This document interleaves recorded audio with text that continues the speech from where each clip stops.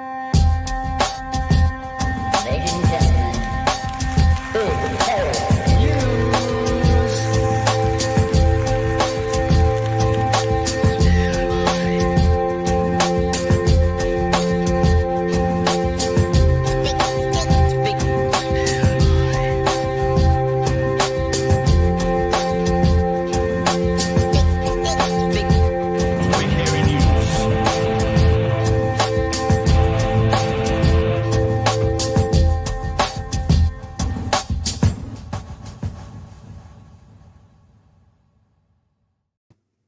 Hey, kia ora koutou e te whānau. Welcome to another edition of Big Hairy Men. Hey, team. Popular news podcast, Big Hairy Men. We'll get to that in a second. Hey, team, how are you all? Good to have you back again for another, whatever the fuck this is, a new week. Hey, Chewy, how you doing, love? What's going down? What's crack-a-lacking? I'm doing well. I'm fresh off seeing the latest episode of Last of Us.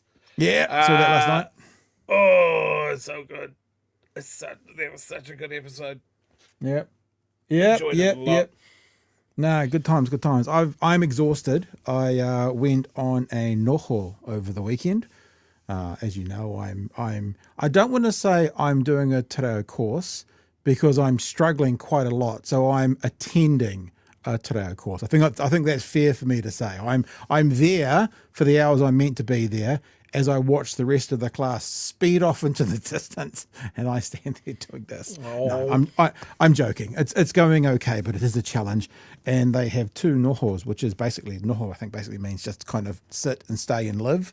We go out to the marae for a couple of nights, and that was this weekend just gone. So it's hilarious how they always go. And if you're a light sleeper, bring earplugs because you're in the wharanui. And of course, it sounded like what's that thing? A fart factory.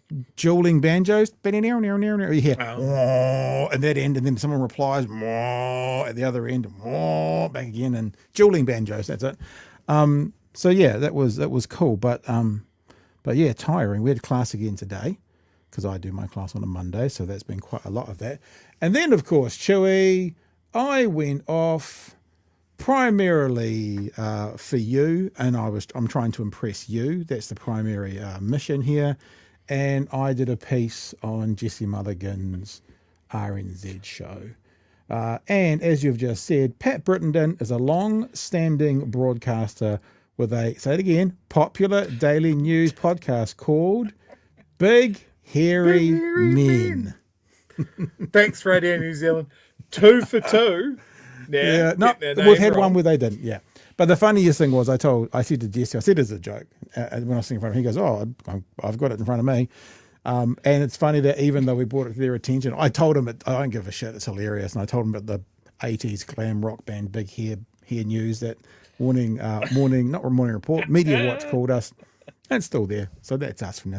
So we're popular. Lots of people know about us. They just don't know what our name is. Apparently, that's what that was. Yeah, so I went on RNZ this afternoon. Chewy got a couple of shout-outs because they challenged me on, are you really a Dunedin local product? And I went, well, Dunedin-based Canadian.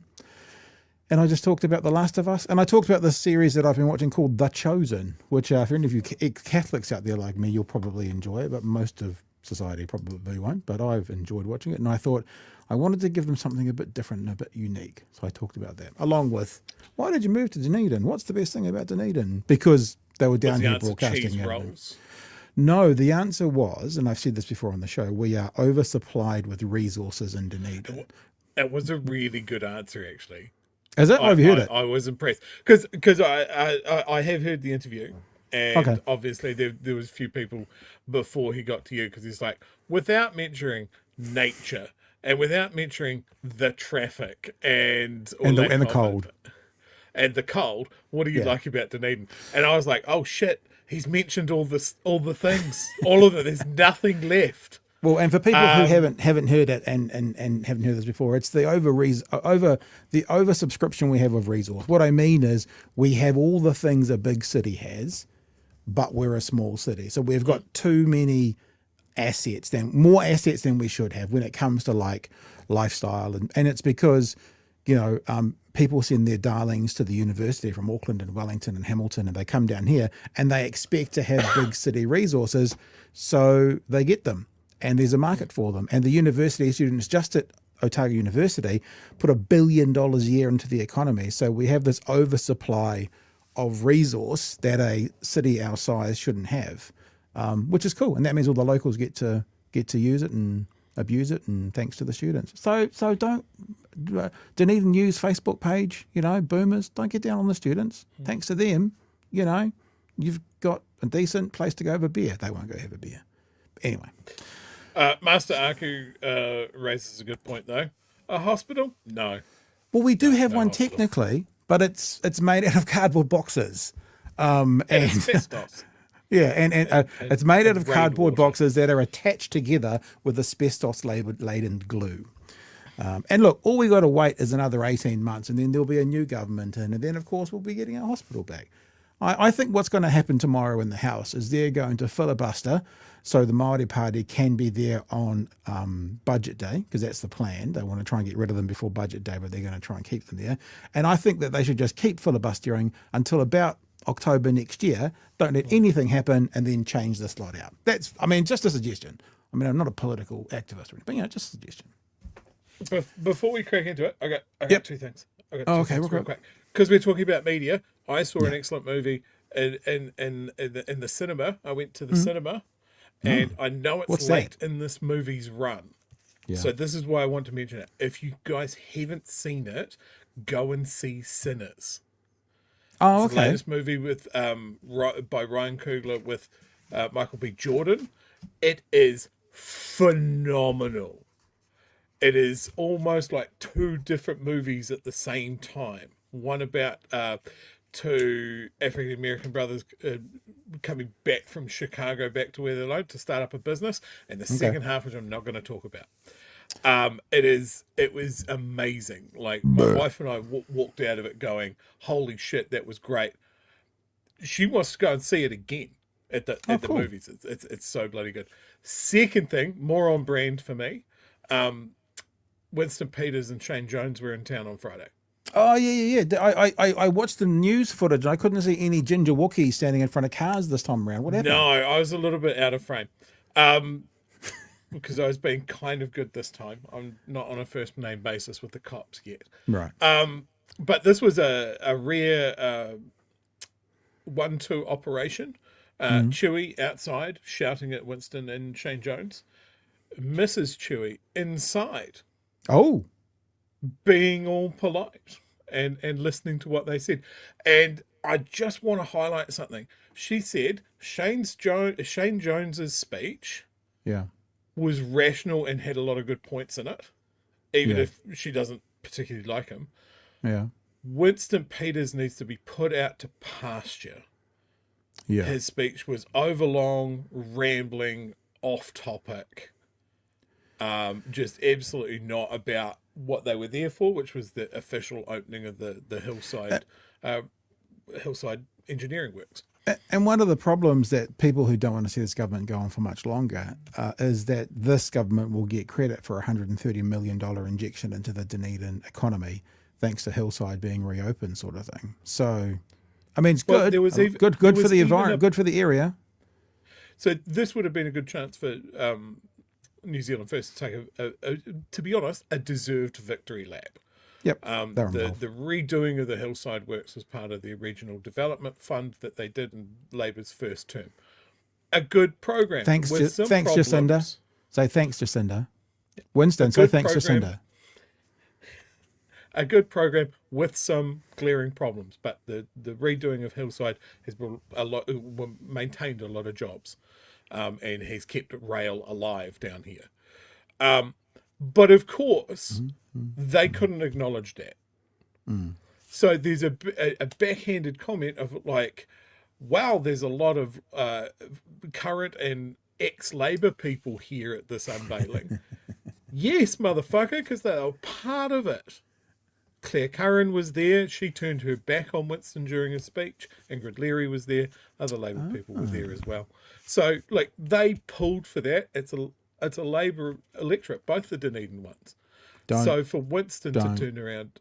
Don't ever talk about pulling and Winston in the same sentence. It should not be. I'm sure he has a go every now and then. But yeah, he couldn't even acknowledge that it was a Labour government that he was part of when they rolled that out. Oh, so you mean that whole thing about he was the reason that Jacinda got the first term, that he tries to run away, that whole thing, the whole thing. Completely trying to rewrite history and couldn't even have the good grace to acknowledge reality. Yeah. So, all right. Interesting. Hey, big hairy man. Oh, you've changed my name as well. Thank you. I didn't notice you'd done that until this very second, but I appreciate you've changed my name as well. We said we'd be 2 minutes and we've been 9, so we better get in there and get our guest in before he gets the ump and shoots off for the night. Let's welcome to the show, friend of the show, broadcaster, raconteur, I'm trying to think of words I can say, podcaster, artist, Renaissance man, you know, any of those other things, Martyn Bomber Bradbury. Comrades! Sheesh. Sorry, slight change. Slight change. Oh, gosh. I apologise, Bomber. I have no control over him. It's in his contract. He's allowed to do whatever he wants with the titles.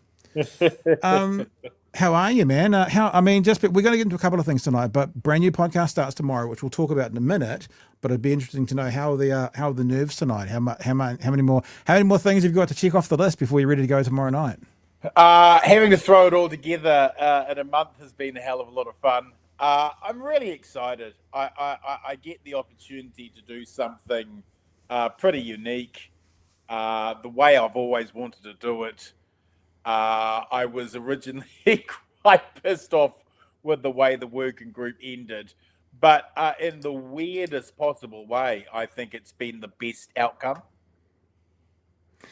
It's strange how so often that does happen. In fact, I think I said to you the day after, the day you wrote this out, I was like, it'll be interesting to look back in 6 months and go, this is the best thing that's happened to me. So look, we haven't had you on since, although we did do a bit of a deep dive into it the day after. What do you want to share with us so people have an understanding? You saw what we did, maybe anything we didn't share, or like one of the things that we were looking for clarity on was like the name. Are you not able to use the name without him? Was there like a contract or a written agreement, or is it more just like you want to now get away from that thing altogether? How does that work? It's hard because I worked with Damien for 5 years on the kind of the working group idea. We worked together for 5 years, 2 years when it was on Magic Talk, and then 3 years when we sort of made it a podcast on our own. And when you work, as you guys would know, when you work creatively with someone, you create a body of work between you that you're both pretty proud of, and you've both sort of sunk time and energy into. Unfortunately, it all came to a screaming halt because effectively I wouldn't bow the knee editorially on the daily blog in relation to talking about the power nexus of free market intellectuals and their proteges and their friends in the media and the political sphere. And I'll stop being critical of Israel when they stop murdering Palestinians. And unfortunately for Damien, who was someone who likes to sort of set himself up as a free speech champion, it was my free speech that got him really offside with a lot of his mates, and he felt he was in a position where he couldn't continue allowing his company to sponsor the working group, which I think is that's a real blow for his own mana as a writer and someone who likes to think of himself as a contrarian opinion maker and someone who likes to challenge the status quo. And I think that's a real sad thing for him. But I'm in a space where I get to do what I've always really wanted to do from a very unashamedly left-wing perspective. The tragedy for me over the last 5 years is that I feel like I've been having a debate with a bad faith right that just want the pretense of engagement and not an actual engagement, you know. So, and that was more apparent than ever before during the treaty referendum, principles referendum bill, where they wanted the pretense of a debate, but actually not a debate at all, you know. So this is something that a lot of our audience has always wondered about working with Damien. And can I just say, Arvids contributes a lot to the show with super chats here and there, but one of the greatest super chats that there ever has been has just come in, and it's Arvid saying, "Congratulations on being cancer-free, Bomber." That is one of the greatest super chats in the history of super. Like, credit where credit is due. So we all congratulate you. It's such good news, Bomber, that you can announce today that you are finally cancer-free. Well done. That is one of the greats, Arvids. Credit where credit's due. But anyway, so our audience and other audiences, I guess, have always kind of wondered, how does Bomber put up with that? How do you put up with that? And it feels like, and not being disrespectful, but maybe a bit late to the party, you'll finally realise the right don't want to have honest conversations, honest debate. They want their views thought. Like, because, I mean, what I tweeted out about what happened with you, and I told you about, is we've finally found the issue where the free speech purists will not defend the speech they disagree on, which is what free speech purists are supposed to do, and that topic is Israel. They won't defend the opposite views to them when it comes to Israel. Is it, I'm not trying to say you didn't know what you're doing, but have you finally come to the conclusion, or did you always know that and you're just now putting your foot down? I think in these highly polarized times, it's really bloody important that we continue friendships with people who we disagree with. I actually think that's something that really matters. And we had, look, you know, we were mates. I very rarely agreed with anything that Damien had to say. And we would have ferocious arguments and debates on the way home after most shows. But I always respected his right to have an opinion. What was astoundingly obvious to me throughout the summer was that he didn't have the same respect for my opinion. You know, I was prepared to go there for the friendship and what we were creating. Yeah, but hang on, Bomber. Let me ask you this, Bomber.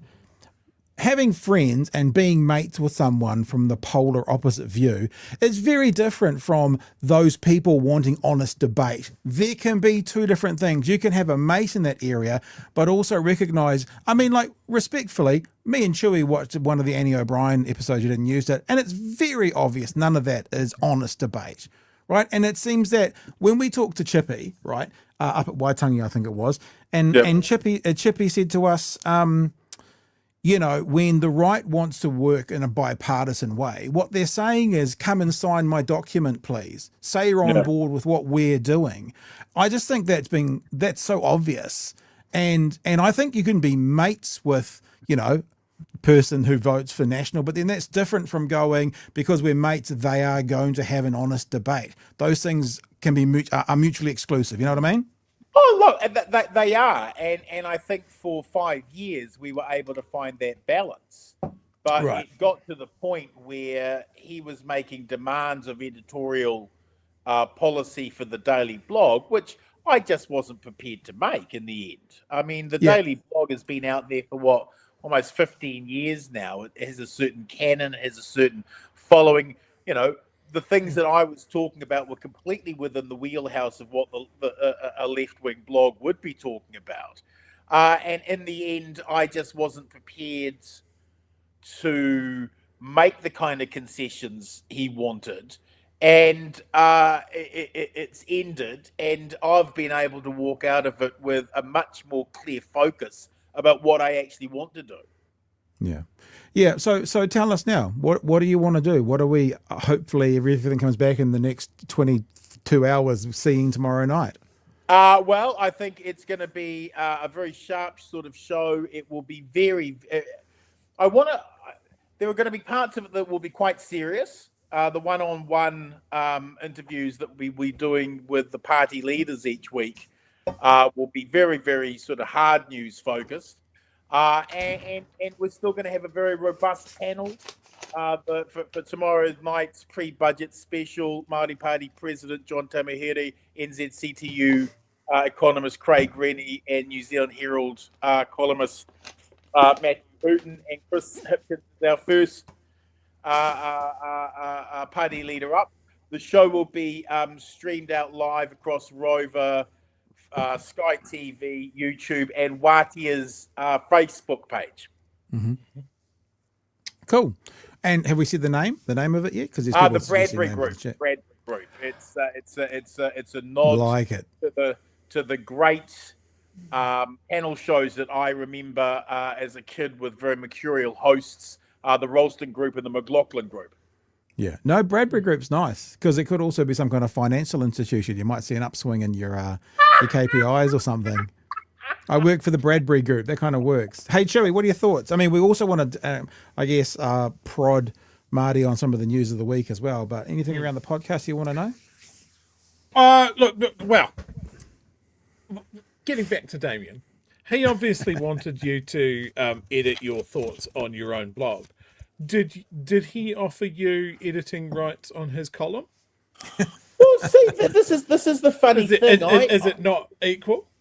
Well, you raise a bloody good point, right? There were many things he wrote about that I disagreed with, but I respected his right to have that opinion that wasn't my opinion. I respected, and I would never have dreamt of telling him what to write or what to say because I believe in those tenets of free speech. I believe that you've got a right in a liberal progressive democracy to hold an opinion that's not mine, you know? And I want to engage in good faith to try and get to the bottom of those issues. And that was the kicker of the working group. It was a Marxist and a libertarian and the philosophical space and tension between us. Yeah. On paper, could be fucking amazing. Which at times was hilarious and a lot of fun. But I'm too old to be mucking around with faux debates. There's too many bloody things that need to get done in this country, and I don't think we've appreciated what losing News Hub and News on Multi TV. There is so much stuff that's going. You guys know this. There is so much stuff that is happening right now that no one's picking up on because there just actually aren't enough bloody journalists. You know.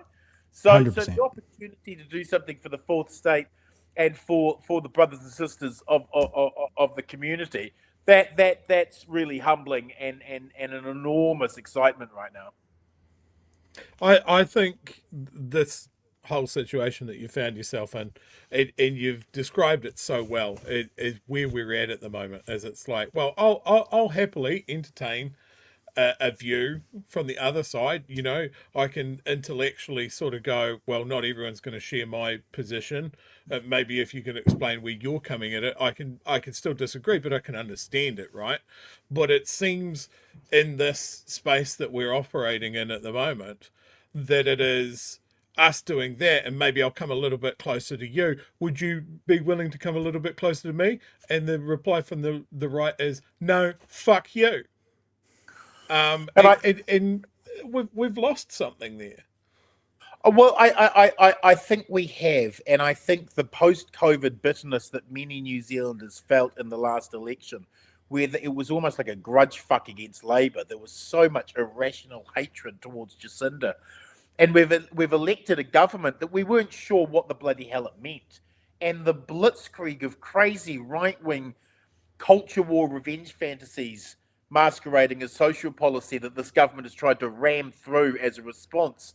You know, there are going to be some on the fringes of the right who love this kind of blood sport and are getting aroused and excited by it all.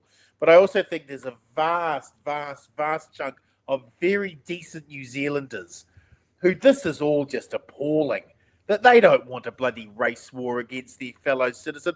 The idea that 200,000 working women in the poorest jobs are getting the crap kicked out of them so that Nicola Willis can afford a $200 million tobacco subsidy, $12 billion to the military, $14 billion in tax cuts, and $3 billion in a landlord loophole. I mean, I just think that's deplorable. And I think most Kiwis find it disgusting.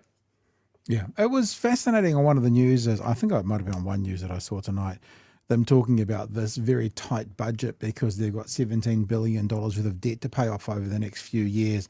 And it's like, $17 billion, that's exactly what the tax cuts, literally to the cent, and landlords. So if you hadn't have done that, there'd literally be nothing to pay back. Literally nothing. Yeah. And it's utterly frustrating. Well, let's spin it. Now tomorrow night's 8:00, yeah? Yep. Yeah, okay. Just checking in because some people are talking about the pre-show. The BHN pre-show. The pre-show rides again. That, honestly, guys, that's what it's all about. I'm an entree and an hors d'oeuvre to BHN at 9. So you've got that and with old Nicola Willis and Van Velden as well. But also we hear today that that Te Pāti Māori, we're going to do this more as a story in a bit, but the most severe punishment ever handed out, and let's be clear about this again, because they left their seats. Because remember, some other MPs stayed in their seats and did the haka, nothing for them, but these guys left their seats. So they've been put on the naughty step because they got off the naughty step. That's the only thing they did. They left their seats. And so they're debating it tomorrow. And I guess, Speaker Gerry Brownlee, he's basically said, because this is so severe, we are going to debate it. So bouquet there, but then, and we're going to close the public gallery. It's like, how terrified are they actually of what the public are going to say about this whole thing? Marty? Well, they should be terrified because there are many within Māoridom, many within wider New Zealand society who are furious and outraged at this disproportionate attack on these 3 Māori MPs. Their banishment will mean 220,000 New Zealanders don't get political representation. This is a liberal, progressive democracy. Our representation is sacred. Now, look, of course, in these polarized and angry and furious times, we have to have standards in our parliament. That is our most sacred of sacreds, no question. And people cannot be intimidated. Let's be very clear that our house, our democracy is too precious for that, and that's appropriate, and that's valid, those concerns. But the context means everything here, eh? I mean, the political right brought a race-baiting abomination of a bill to the very heart of our democracy. They brought war against the treaty into the very heart of our democracy. And what were Māori supposed to do? What were they? Of course they had to haka it. Of course they had to challenge such an appalling piece of legislation, which, remember, only occurred because Chris Luxon was so weak he got played by David Seymour. So they allowed this dog whistle racism to explode into our parliament. And what were the Māori MPs supposed to do? They had to haka. And I think that you've got to understand it within that context. Over 1 billion people saw the majesty and the dignity and the power of that haka, and to punish those MPs for it. I just think history is watching, and what history will see is a very white settler colonialism privilege coming from the Privileges Committee. Someone said to me over the weekend, and I hadn't heard this before, so if you guys have heard it, you're better than me. Globally hot, locally not. Yeah. And that haka globally was hot. And we did a bit last week where Chewy kind of coined the phrase, when Māori people do Māori things, like the haka. And it sort of feels like when Māori people do Māori things, when it's something that's challenging, there is a sector of society that goes, oh, bad. And 50 years ago, they would have used the word uppity, but they don't use that word anymore. They go bad. But if Māori people do something Māori and it's nice, it's a waiata or it's a welcoming or it's something like that, it's like, even those same people are like, let's show this to the world. And like just the idea, I mean, that we don't, we know what our views are, but that's had 25,000 views on Facebook, and most of our videos on Facebook get about 1,000. So the idea that Chewy said about the Māori people doing Māori things resonates somewhere with a lot of people. Absolutely. And I think that Indigenous populations have a similar experience. I mean, I was watching so many different people talking about that haka. These amazing, these Black American women who were looking at what was going on and sort of reading the whole movement, and it just gave hope to, I think, a lot of people around the world, that haka, that you can actually make a stand, and that we are a country that has the intellectual maturity, the cultural maturity to actually allow that in good faith. And I just think that the way that they are about to be punished, it will shame us historically. I think that we will look back on this and be deeply embarrassed by the punishments that's been handed out to the three of them. Yeah. Chewy, I want to ask Marty in a sec about the upcoming budget, but anything else on this topic you want to wrap with? Yeah, look, I said it last week on our show. I'd be interested in your thoughts on this. Is there not a better illustration of how Māori get punished harder than white people than this verdict come down on high from the Privileges Committee? And then at every stage, Christopher Luxon is just saying the most vacuous statements. Look, I saw the headline on RNZ. What have you done? There we go. We have to have rules. Christopher Luxon won't say if Te Pāti Māori's punishment is appropriate. We have to have rules because apparently this is a binary choice where we just have full-on, no rules, fucking anarchy, or we send the leaders of Te Pāti Māori to the gallows immediately. Like, those are your choices, New Zealand. There's no middle ground. There's no nuance. We've got to have rules. The whole system crumbles. Right. It's like, he just doesn't understand any of it. And there's a clip that I'm going to play later on the show of him talking to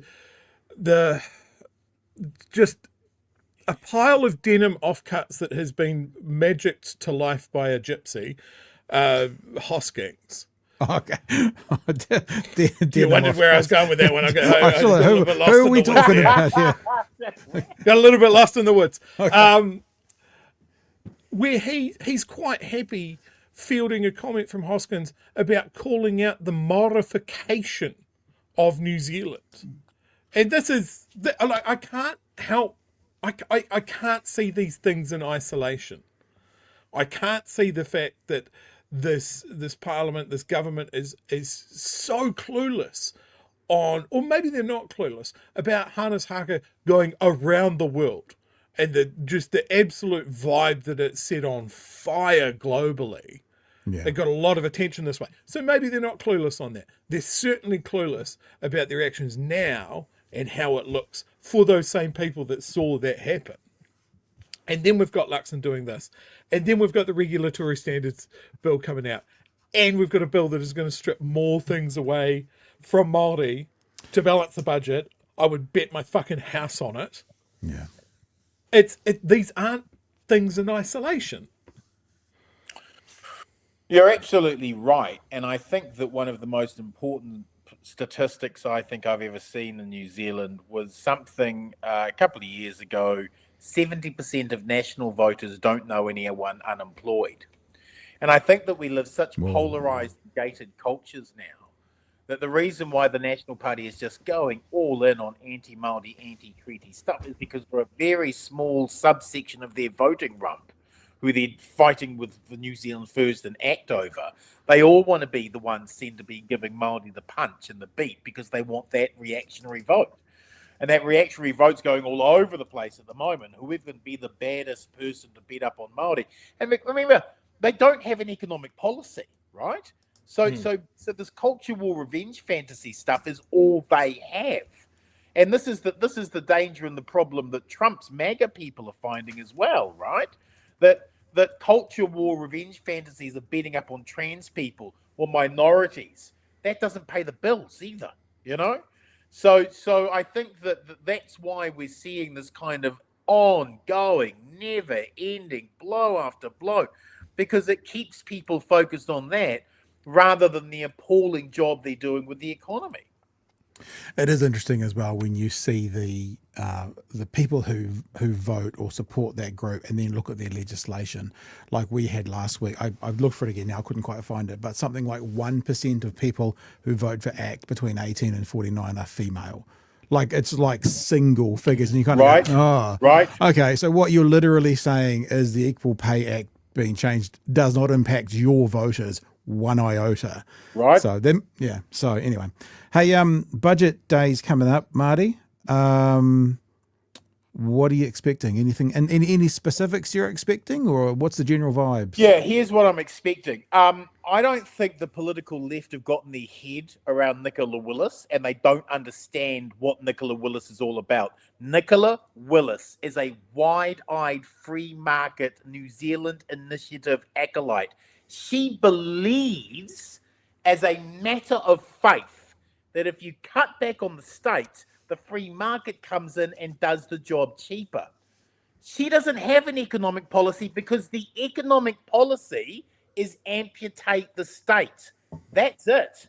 That's all it is. And we're trying to get our heads around, well, why are they doing this? Why are they doing this? Is going to be so counter. No.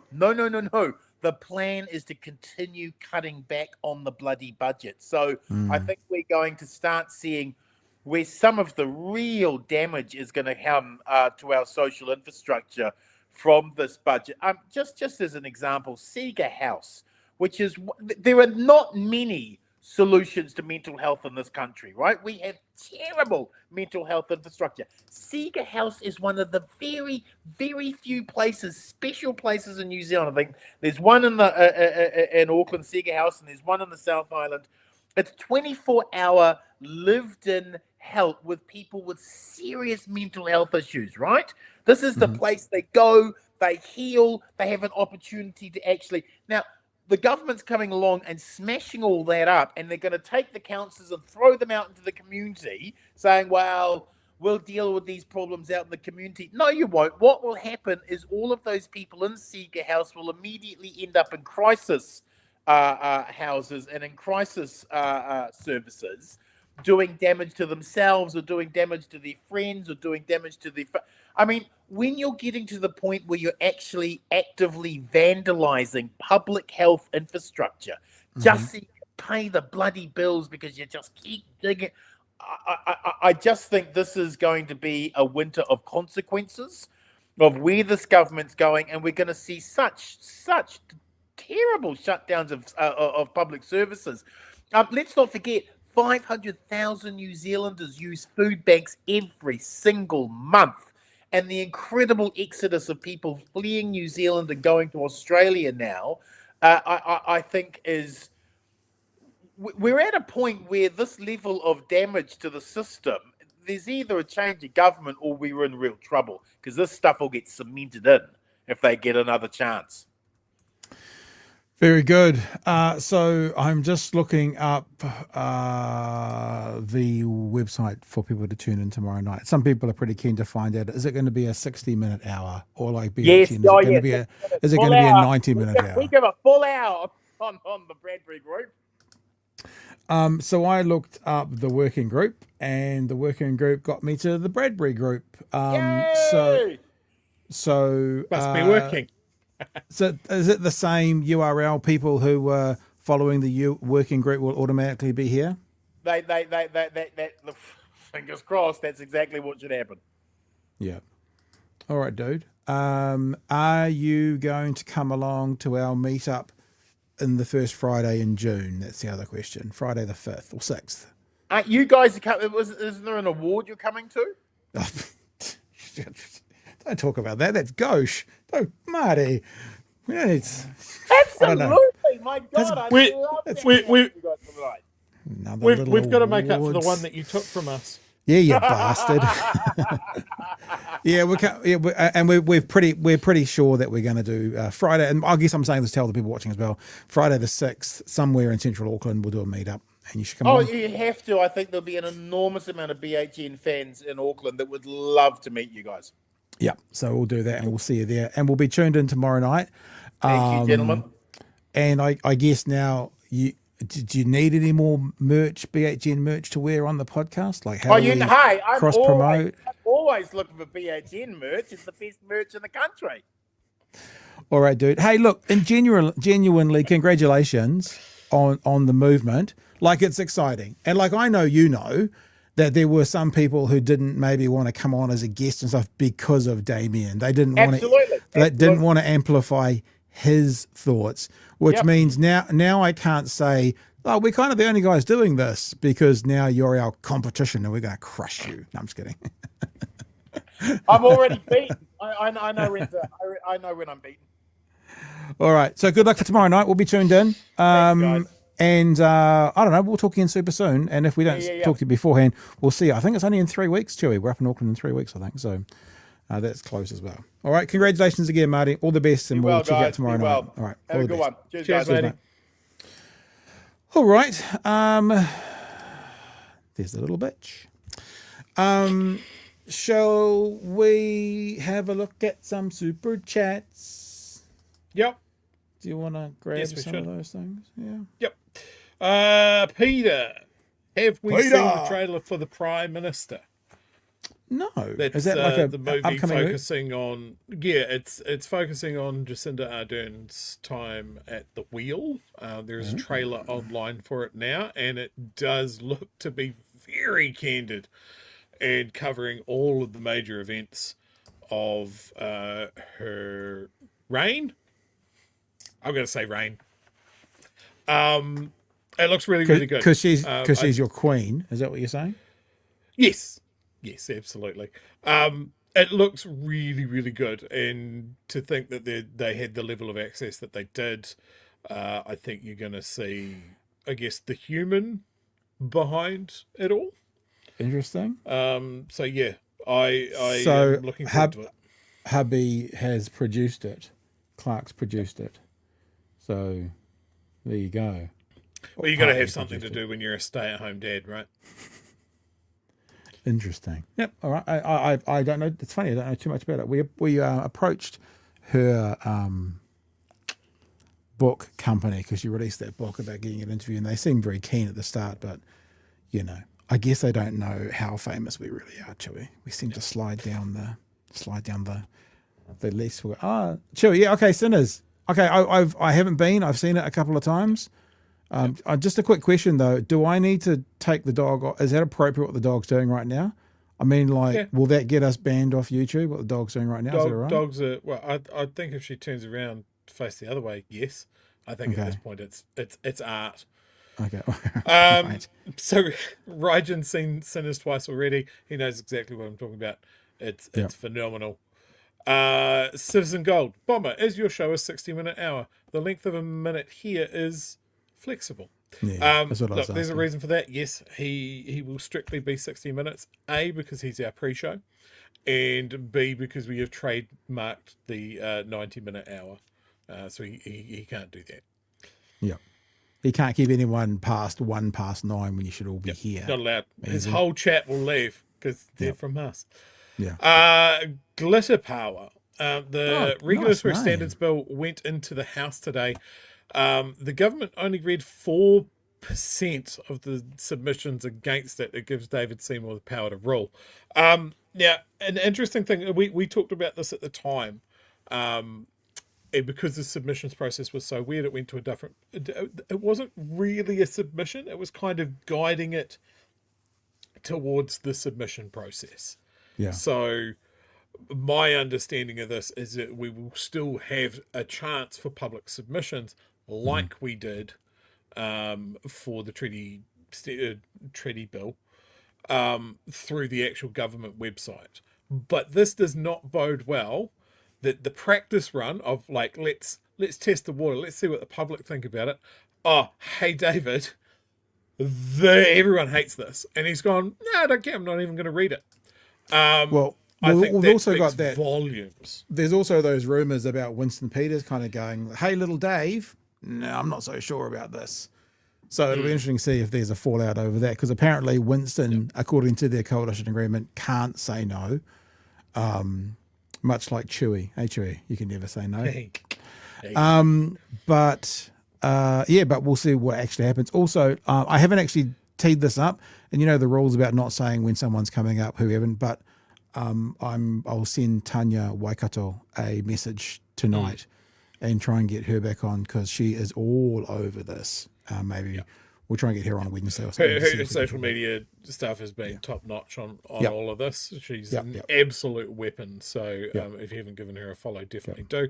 The other thing I'd say with the Regulatory Standards Bill is Active tried this 3 times in various forms. Yeah. They just will not let it go. Yep. So we have to absolutely thrash him like we've been doing. Little Davy needs to let it go. All right, let's keep going, because we've got 2 other stories to do. And according to our 90-minute hour, it's about 9:15, according to that. Anyway. Oh, we're doing it? We're still going? Or you tell, I do. I do. Te Pāti Māori did everything, just not white. I liked the comment I saw in the chat. I didn't mark it, though. It was something like, Prime Minister. I saw it and I thought, oh, good T-shirt. Something like Luxon is saying it's all white. This is not all white. I think that's very, very, very clever marketing. I'll write that down. More like the White Privileges Committee, says Right in Gold. On the topic of stripping away from Māori, look up public consultation on Te Turi Whenua Māori Act 1993. It's a literal land grab. Brooks says, what just confuses me from the 3 TPM get suspended because they left their seats. Just before I came to watch tonight, I saw a video when one of the Labour MPs was in front of the front bench also doing the haka. Yeah, he got in trouble as well, but he didn't get the suspension. He was before the Privileges Committee. Who was that again? Was that Henny? Penny Hanare. I said Henny Panati, but you got the right way around. He was before them as well, but kind of got to be a good boy as opposed to getting significantly sanctioned. And look, the evidence now, I know people are going to go, it wasn't because they left their seat, it's because they did pointy things. It's like if Deb had done that from her seat, there would have been nothing said. I mean, there might have been News Talk ZB and stuff commentary going, whoa, but there would have been no sanctions. There would have been no punishment. There would have been no penalty. So no matter what else they say this is about, it's about them leaving their seat. And just so you know, Chewy, we've got a new enemy here in Ben. Apparently, he could, Bomber could work for 62 minutes and we'd still be all good. Implying what, Ben? That we're never here until 2 minutes past? Actually, that's fair. I'll leave you alone. That's pretty fair. Pretty fair. I was going to say one thing about movies as well. I saw Better Man finally over the weekend. Have you seen Better Man yet? Robbie Williams' story? I'm aware of it. Robbie Williams not my bag. And biopics in general, not my bag. It's really good. What I've seen of it, the effects are really cool. It's really an interesting good way to do a biopic.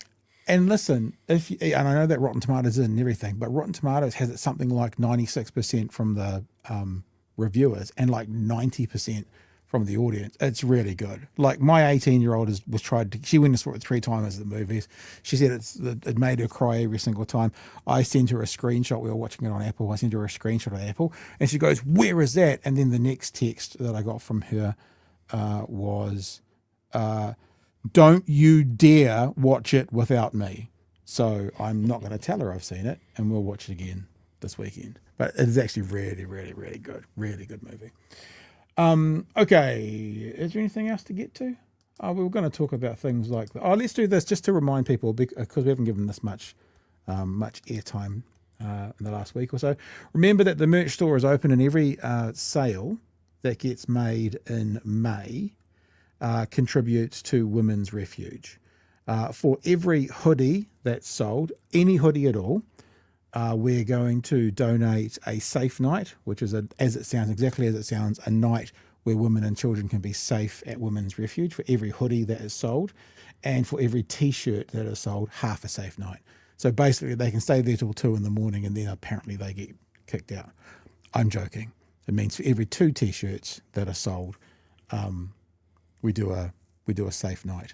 There are official, those colours down here, the purple and yellows, they're the official Women's Refuge colours.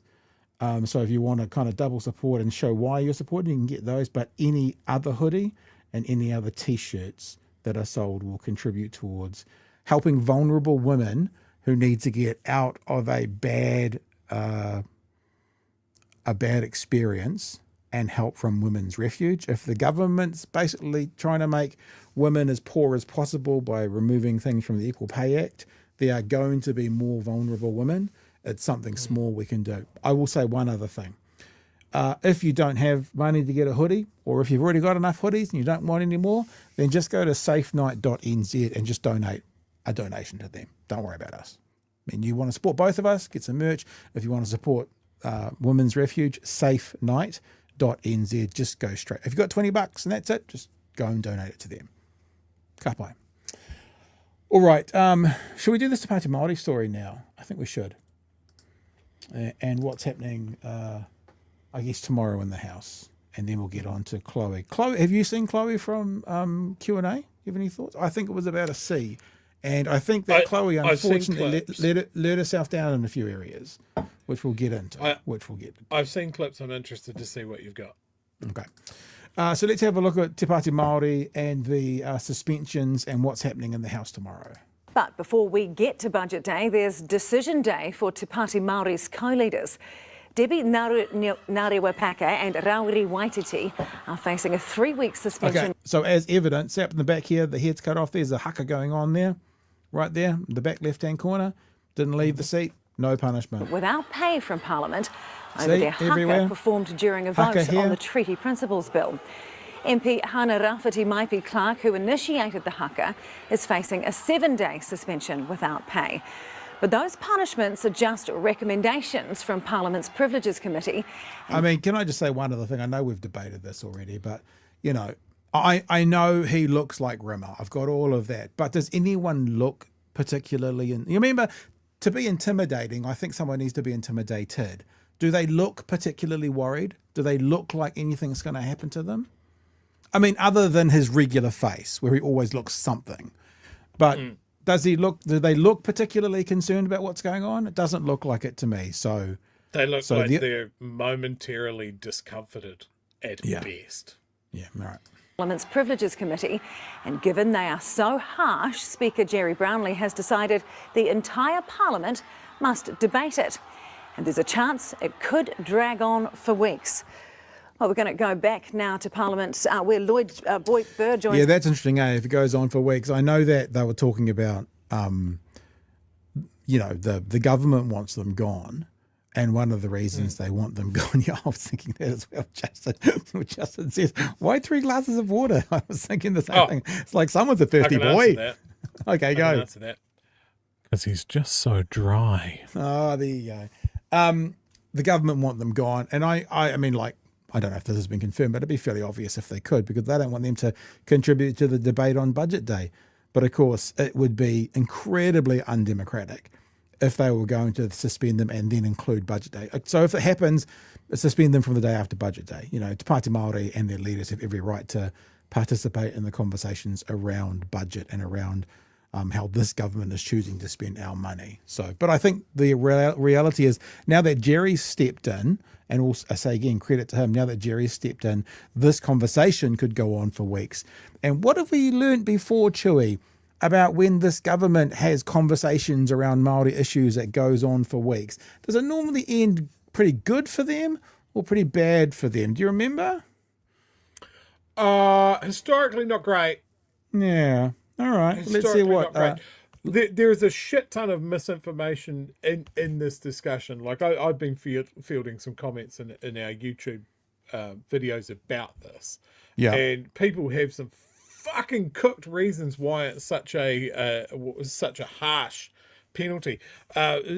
Some bloke tried to tell me it's because Hana ripped up a piece of paper, which is apparently I don't know, the only copy of the bill, or That property was of Parliament, or was was something that the? like, Did she go and get the original treaty or something? Was that ripping up the original treaty? Is that what it's all about? David only had one copy, and now it's fucked. Just like, people don't know. They're like, ripping the paper is against parliamentary standing orders, and I was like, oh, what? Yeah, it's silly, and people aren't across this at all. And if someone can help me, I know a lot think I may be beyond help. I'm looking as we're speaking. That's why I'm sounding a bit staticky. I think Robert Muldoon got a ban from Parliament, a suspension, and I think it was for 3 days, but that's what I need to confirm. And do you know what it was for? It was for punching someone. No, it was for not right. Punching someone. I thought that was Trevor Mallard, wasn't it, that punched someone? So what have I got wrong? What was Muldoon's for? Well, when I looked it up last week, it was Rob Muldoon was right for 3 days, and the transgression is recorded as for reflecting upon the speaker. Now, okay. I don't know what the fuck that means. Sounds like but pissed on him or something. That's what I looked up as. But yes, the other example that gets mentioned about this is their punch up on the way to the debating chamber, which I believe was Trevor Mallard. So what did they get back? It was Toe. Someone's saying that it was Toe Hana-Rawhiti. Oh, it was Toe Hana-Rawhiti, was it? Oh, that's right. It was for a few days. And so what they're now saying is what could be read as intimidation, that's a 3-week ban with no pay. An actual assault, there's like a few days. You know, it's like, I mean, if they were consistent, it would be one thing. But I wonder if Gerry's finally gone, oh, my colleagues make my job so hard. We should talk about this, because if a punch is worth 5 days or whatever it was, this is a bit weird that this is worth 21. And what it looks like to me, and I don't want to say that word again, because when I say the word apathy, people think what the word that comes afterwards. But you know, these Maori people, they also embarrassed Judith Collins. They also said "stuff you" to the committee, and so it feels like they're saying it's for what's happened in the House, but really it feels like there's a lot of kind of pissiness behind the scenes that they can't say, well, that were mean to us at the Privileges Committee. They didn't let us sit on our big chair. They can't say that it's what it's for. So they're saying it's for what happened in the House. Yep. But if it's what happened in the House, it's disproportionate. Now, how often do we hear the word disproportionate and Māori in the same sentence? So the chain of events is obviously they did this haka. They were going to get dragged in front of the Privileges Committee. They asked for, wasn't it Chris Finlayson to represent them in the Privileges Committee? Yes. And then the committee said, no, we're not having that. And then Te Pāti Māori said, okay, well then this is obviously a sham, because we're not going to follow tikanga or anything like that. Yeah. Like, how can we have a conversation about what we did and why we did it if we're not going to give it its context? So we're not going to participate in this farce. And I think that when you look at that chain of events, that's the conversation that they want to have. And if the full stop on this is like, well, we're just going to fucking throw the book at you guys, an literally unprecedented response, then that says everything that Te Pāti Māori's been saying all along. That we have a white supremacist parliament that has some of the set dressing is Māori, but in ways that it matters, no, we can't have that. If we have a haka in the House, then it's uncivilized. And that just says the quiet bit out loud as far as I'm concerned. You want to have a Westminster Parliament, go to Westminster.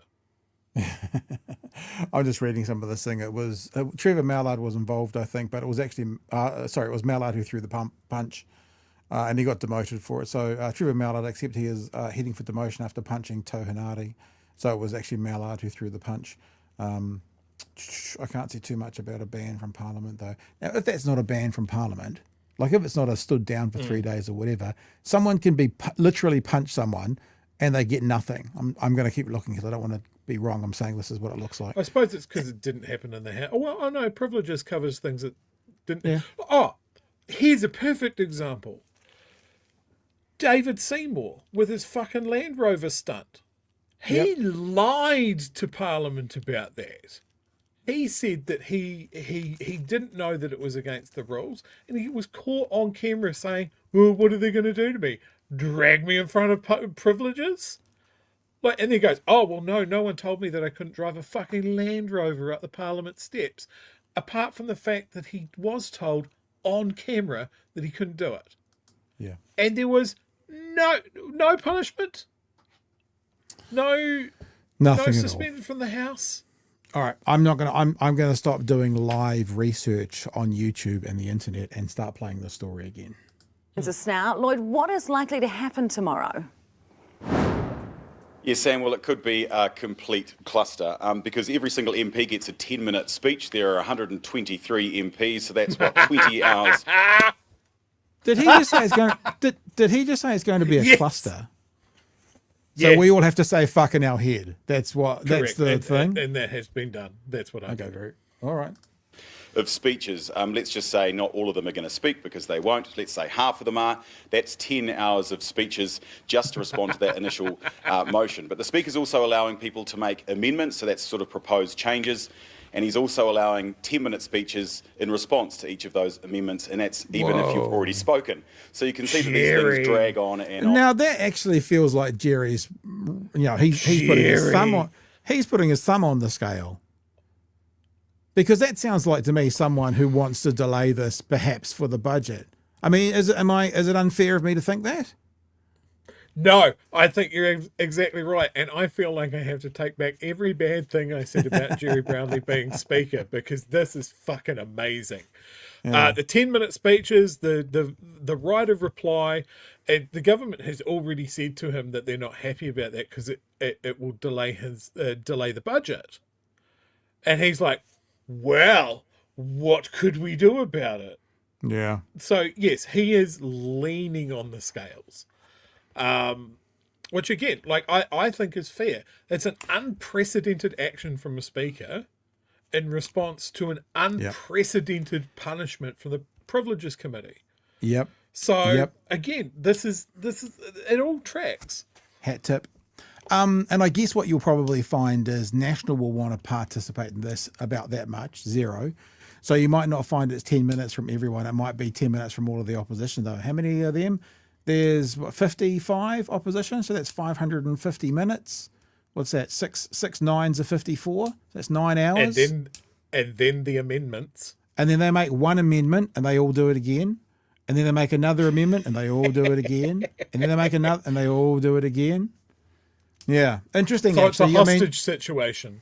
You don't often see this in New Zealand politics. You do see it in American politics when they filibuster and they talk for 25 hours straight, sort of thing. You know, Cory Booker, wasn't it? I think was it Cory Booker? I got that wrong. I feel like I've got that wrong. It was Booker. But this feels like the New Zealand version of it. Fascinating. Oh, Chewy's decided to leave. Let's get back to the story.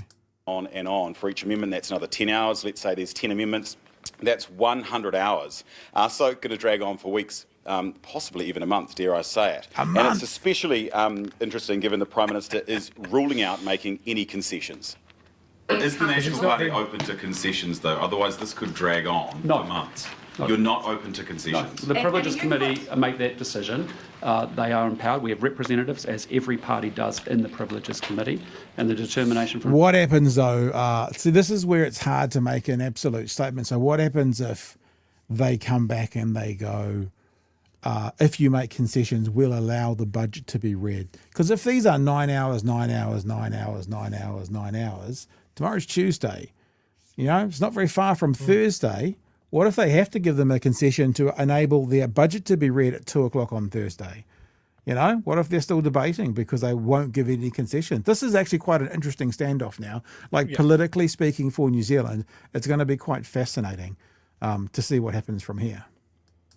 From the Privileges Committee we support. Okay, Lloyd, so It's no also concessions wrong from the about that. government. How will the opposition react to this? Yeah, well, I understand that the Greens are going to filibuster. They've got 15 MPs, so they're going to use each of those 10-minute speeches, and they may even, table some amendments, and then they'll use 15 speeches after that to respond to each of those amendments. So they are planning to filibuster, is my understanding. Labor, they haven't decided yet. They're going to talk to their caucus tomorrow morning about their plan of action. They want it reduced from 21 days down to either 2 or 3 days in terms of the suspension for the Te Pāti Māori leaders. They think 21 is just far too hard. Its leader, Chris Hipkins, says the government must make concessions because it's actually our democracy that's on the line. As a country that celebrates its democracy, governments shouldn't use their majority to suspend their opponents for such a prolonged period of time. That isn't the action that I think New Zealanders would expect of their democratic parliament.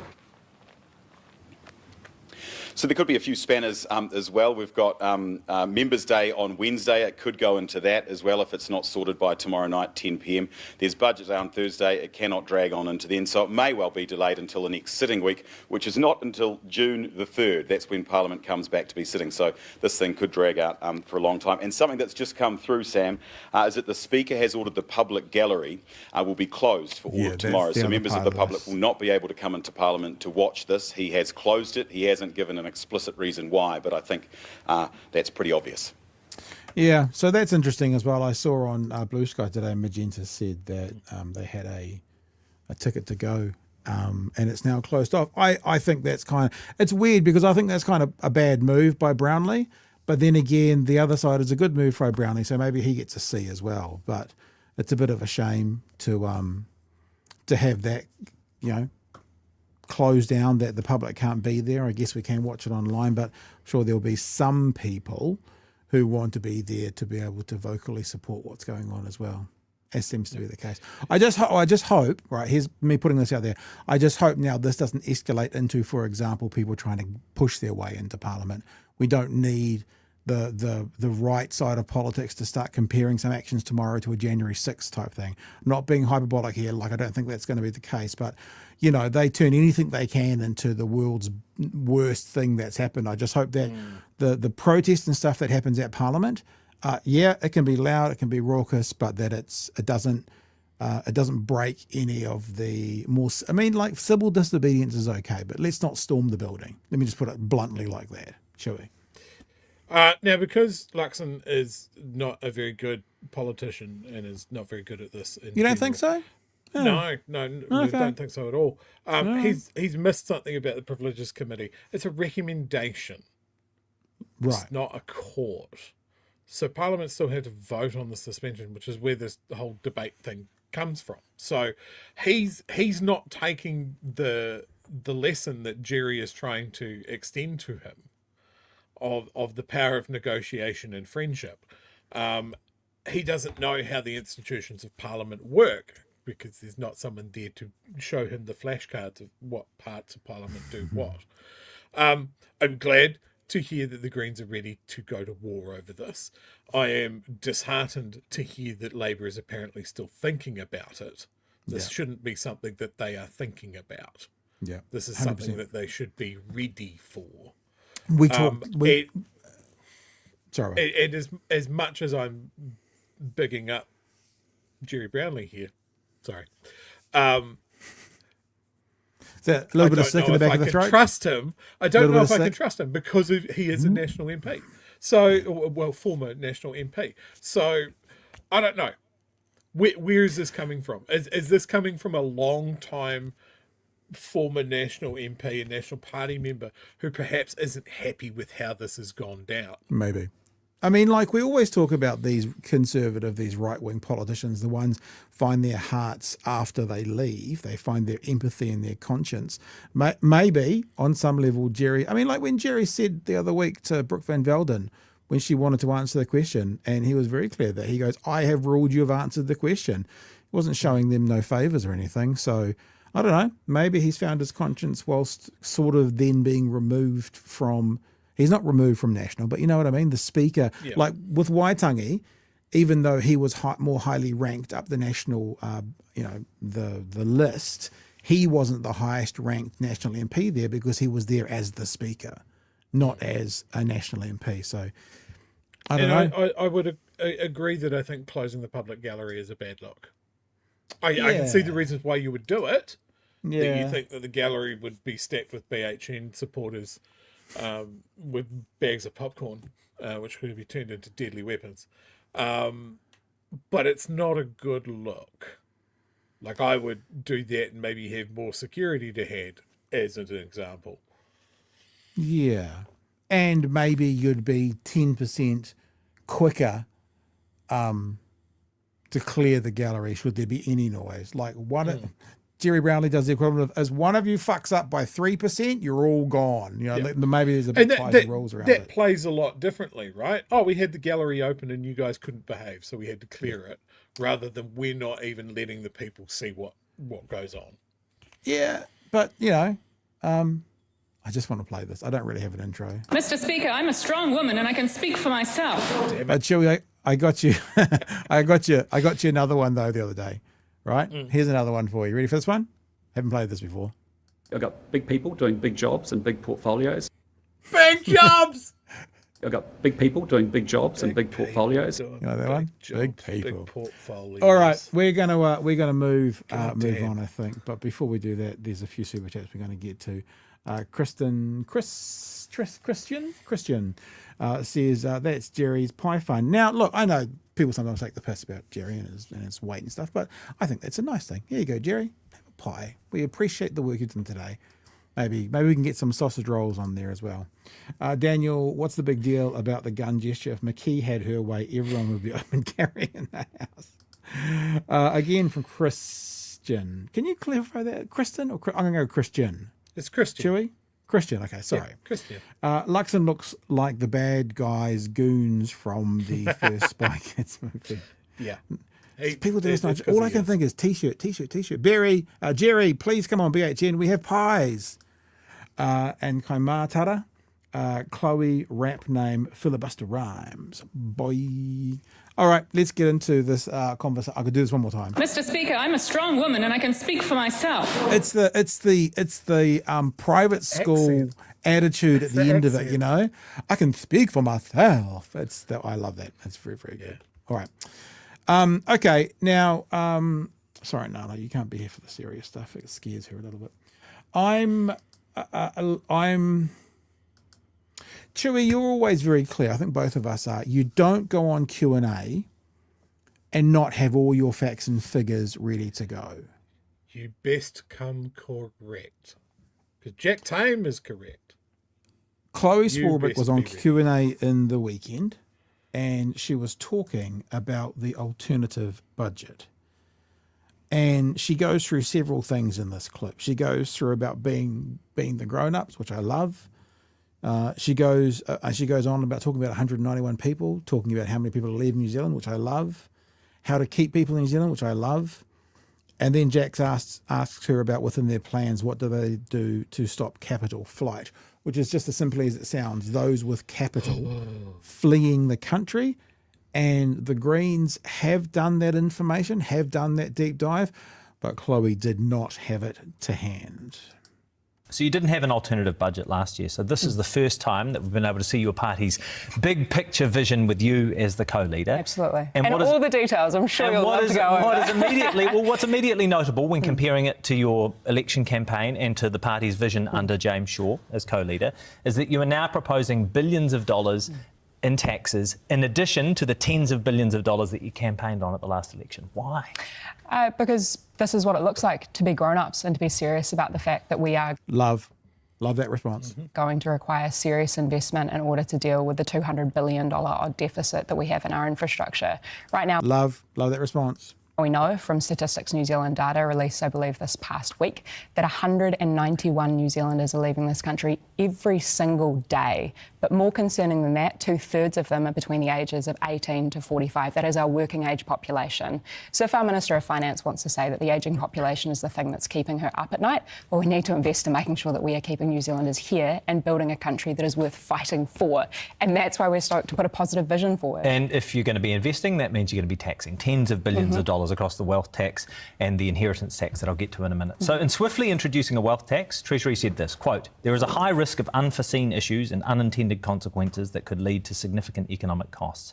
How did you account for capital flight? Why wouldn't wealthy New Zealanders just move overseas? Yeah, so that has been accounted for through avoidance measures and otherwise, and they've been independently. What are the numbers? Well, they've been independently. Off the top of my head, I'm more than happy to get the granular detail for you and come back to you on the specifics of. Now, because Chewy, neither of us know the details of sort of the way Deloitte's works when it's working these things out. It wouldn't have been Deloitte's, but whatever group it is. I don't know whether this should be expected, but I have to say, we say it for the other guys, if they have to defer an answer and say, I can get those back to you, whether it's fair or not, it's not a good look. And this looks like, it makes it look like the Greens haven't done all the work they need to do. And we say it for the other guys, you come prepared, you come ready to go, you come the correct way. And this goes on for another 60 seconds or so, and you'll hear that there's not really an answer to this question. Well, there is. What she's saying is, we know how to do that. And Jack's saying, well, tell us. And she goes, I can't, just because I don't have that to hand right now, which seems problematic to someone trying to set up basically a brand new way to do the economy. I mean, they're actively saying the last 40 years of trickle down hasn't worked. We're going to do it a complete new way. Tell us about that new way. Here we go. Tell me more about that. I can't right now. It's just not the best look for someone trying to sell this vision. I mean, there's a big part of it, though, right? But what those marginal calculations actually are. But again, what I can tell you is that these figures have been independently costed by Infometrics, and we have accounted for the potential of some avoidance measures or otherwise. But that's also why this needs to be considered in the full suite of the changes that we're making. Let me ask this then. Because I think when you had your election campaign, you'd accounted for capital flight with like a 25% margin or something like that. Have you changed your accounting for capital flight to account for the additional taxes that you are now proposing? I'm going to be completely honest with you and say that I'm going to need to come back with you to you on those details. Shouldn't you know this? Well, this is your budget. It is our budget. These are the central policies to pay for the things that you want to pay for. Absolutely. And the first thing that I'll say is that we knew that coming and putting this really complex, really coherent, really fulsome piece of work out there, that we would be providing people with all of these details that they could nitpick if it's coherent, over. By all means, give us the details. It's not nitpicking to ask. I mean, if you're going to propose more than $70 billion in taxes, it's an obvious question. What are wealthy people going to do? Are they going to go overseas? That's a risk that Treasury has identified. And if you can't tell us how you've accounted for that risk and you want to be considered adult and serious, what I'm telling you is that we have accounted for those risks, but I don't have those specific figures for you off the top of my head, and I'm more than happy to come back to you on that. And I'm more than happy to talk about the substance of all of this, but again, I don't think that it's a constructive debate if we're just focusing on those gotcha moments. So it's not a gotcha moment. I mean, this is the detail of the policy that you've put forward, and this is a central part of that policy. So I don't think that was good. I don't think Chloe also saying, rather than this gotcha question, that's defensive. Gary says this. Gary says, I get so used to Chloe being brilliant that it's twice as shocking to see her stumble. This is the thing that I think, right? I actually think Chloe did so much better than most politicians overall in this. Like, if this is basically as bad as it gets in this interview. And this compared to a Nicole McKee is a masterclass compared to that. In saying that, we are fair and we call balls and strikes. You should have the information at your fingertips for the legislative changes you want to make. Now, the one thing I will say, and I have already said, unless this is such a, and I don't think it is, but unless this is such a minuscule, microscopic 0.5% part of your legislation, okay, we can be gracious, but I don't think it is. I think Jack is fair in saying, if we're going to increase, this is what we always get told. We always get told rich people are going to run away. You've done the numbers, you've figured it out. Why are they not going to? That's actually a really fair question, Joey. Yeah, look, this is why we like Jack Tame, is that he will roast everybody, feet to the flames. And we're happy to cackle about the right having an absolute shit show. And I think Gary's absolutely nailed it here, that Chloe is usually 9 times out of 10, 100% across everything. And I don't think that this was a question out of left field. Yeah. That was just like, oh, we haven't considered that. Like they absolutely have. And it's just Chloe didn't have it with her. One silver lining of this is I kind of much prefer this to a bunch of spin and bullshit. Yeah, that's true. Of like, we'll come back to you. But for the purposes of this is an interview. Like, who cares if you give it to Jack later? He's not going to do another run at it, is he? This is a really common comment section level question of like, if we tax the rich people, they'll run away. Yeah. Now, much like trickle-down economics, we know it's not true. Okay, these guys have made their money in New Zealand as it stands. Yeah. They're not going to liquidate everything and fuck off. Yeah. Because everywhere that they want to fuck off to has inheritance tax, has stamp duties, has all of these things. We're an undertaxed society. Yeah. And they want you to think about, A, all the rich people are going to run away and take all the jobs with them. Not true. Never happened. Yeah. Or the Greens want to do $70 billion worth of new taxes. They're coming for you. Again, not true. They are questions they need to answer though, and they need to answer them strong. Very clearly. Yeah, because they are in the stuff comments. That means they are on News Talk ZB Talkback. That means they are in those places where that narrative gets spun. You need to be able to span that narrative. And I'm going to play another part now that she doesn't answer. And I think, again, we should have an answer. But here's the difficulty, right? It feels like, and we talked to Marama for 55 minutes last week. So, like, you know, we've got a full grasp of what they're doing. But there's this document they're holding up. And when you've written a document, they're like, here we go, let's put this on the desk. This is what we're going to do. Yet it sounds like in this next answer and a couple of other answers, we'll figure that out. And look, I think we'll figure that out as an okay response if you're bouncing ideas around. But when you make a document and you have a press conference and you say, this is our budget, and then a journalist goes, explain how this works in your budget, and you go, we'll figure that out. There's just a disconnect there. I will play this bit now, and this is talking about inheritance tax. And I think it's a fair question to go, if it's going to be a 33% inheritance tax, how does a family farm go to the next generation? You know, $1.4 million they'll have to pay on the value of the farm when they get the inheritance. Most farmers I know a few farming families that don't have $1.4 million sitting in the bank. How are they going to do that? Now, I'm not saying this because I don't think there should be an inheritance tax. I'm saying this because I think this should be answered if you're going to hold up the document saying we have the answers, right?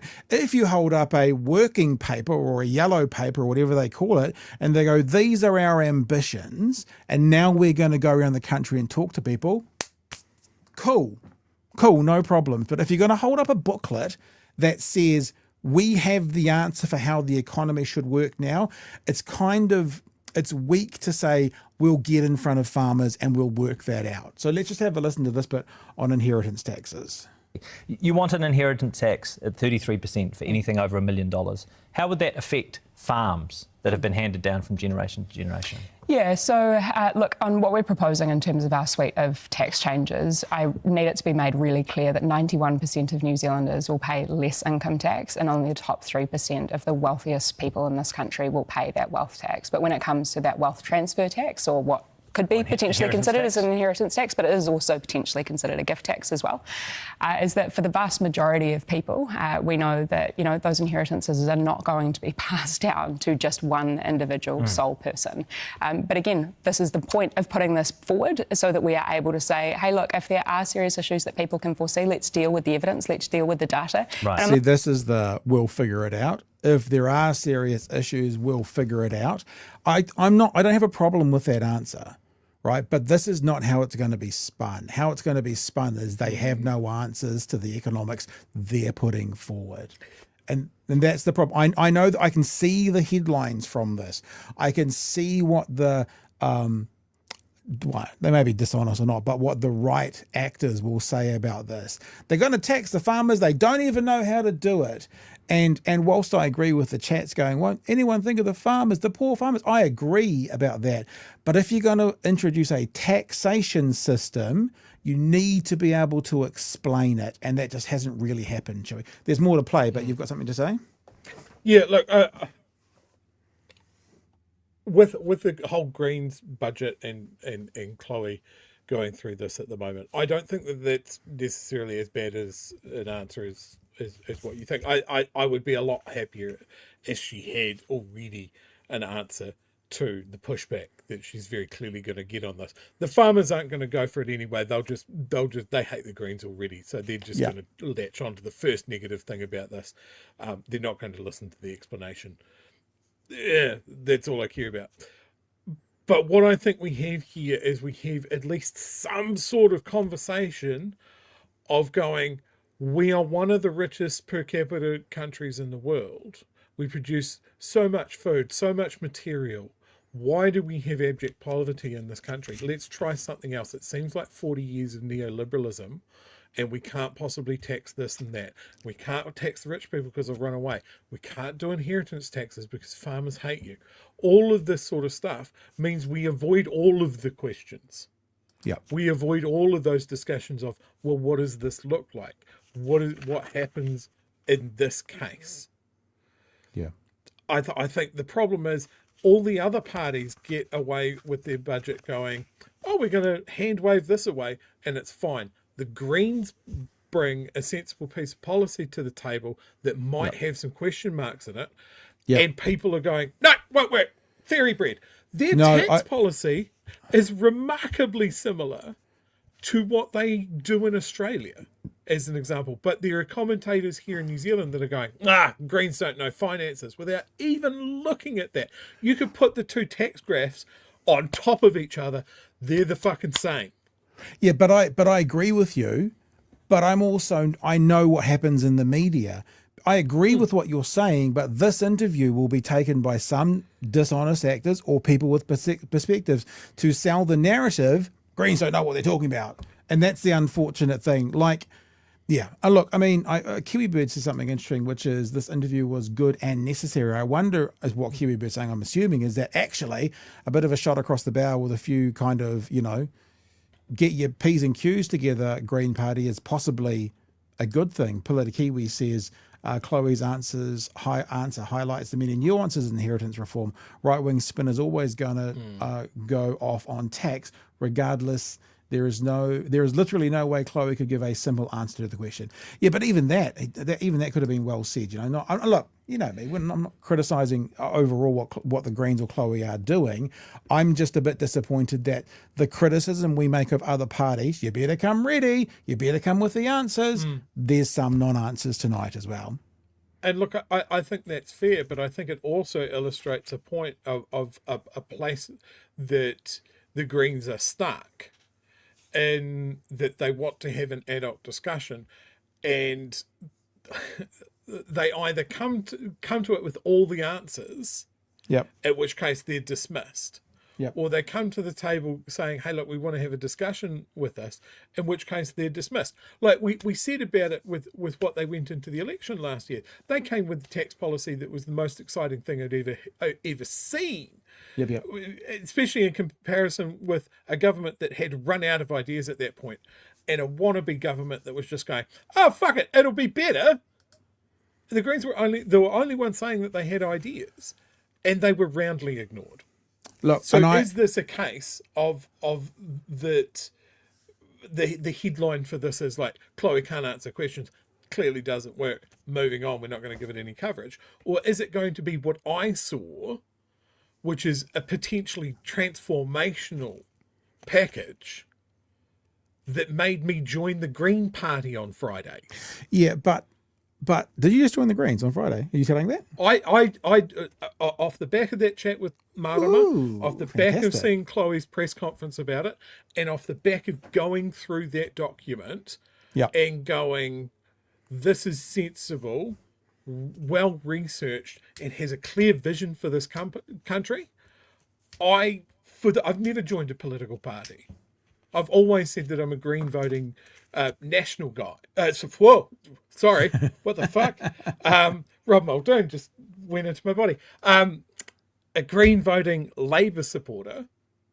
I'm putting my money where my mouth is this time and saying this is the time that I join a political party, because we can't keep shifting the deck chairs around of 40 years of neoliberalism and going, we're looking down the barrels of catastrophe. We've got growing levels of poverty. We've got climate change. We've got people making money hand over fist and going, fuck you to the rest of the country. Yeah.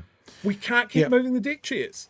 Hey, listen, we'll move on. The one thing I want to address is there's a bit of chat going on at the moment in the chat about, she's a co-leader. She can't be expected to know. No, she's one of the two faces of the alternative budget, the green budget. And so we wouldn't do that if it was one of the two leaders within, if it was ACT or the number two. If it was, Brooke Van Velden, we wouldn't go, wow, she's the co-leader and, she can't, we wouldn't do it. So I'm not going to be dishonest about that. If it was a high-ranking number 1, 2 or 3 off one of the other parties and they didn't have their answers, we wouldn't go, wow, I'm sorry if that annoys some people, but I have to be consistent and honest about that. So we wouldn't accept it from them.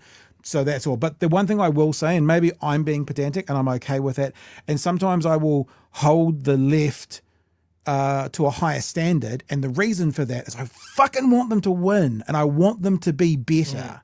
So maybe the thing here that I'm a little bit off by 5% Chewy is you've just talked about this visionary document that it's some really so don't present it as your budget then.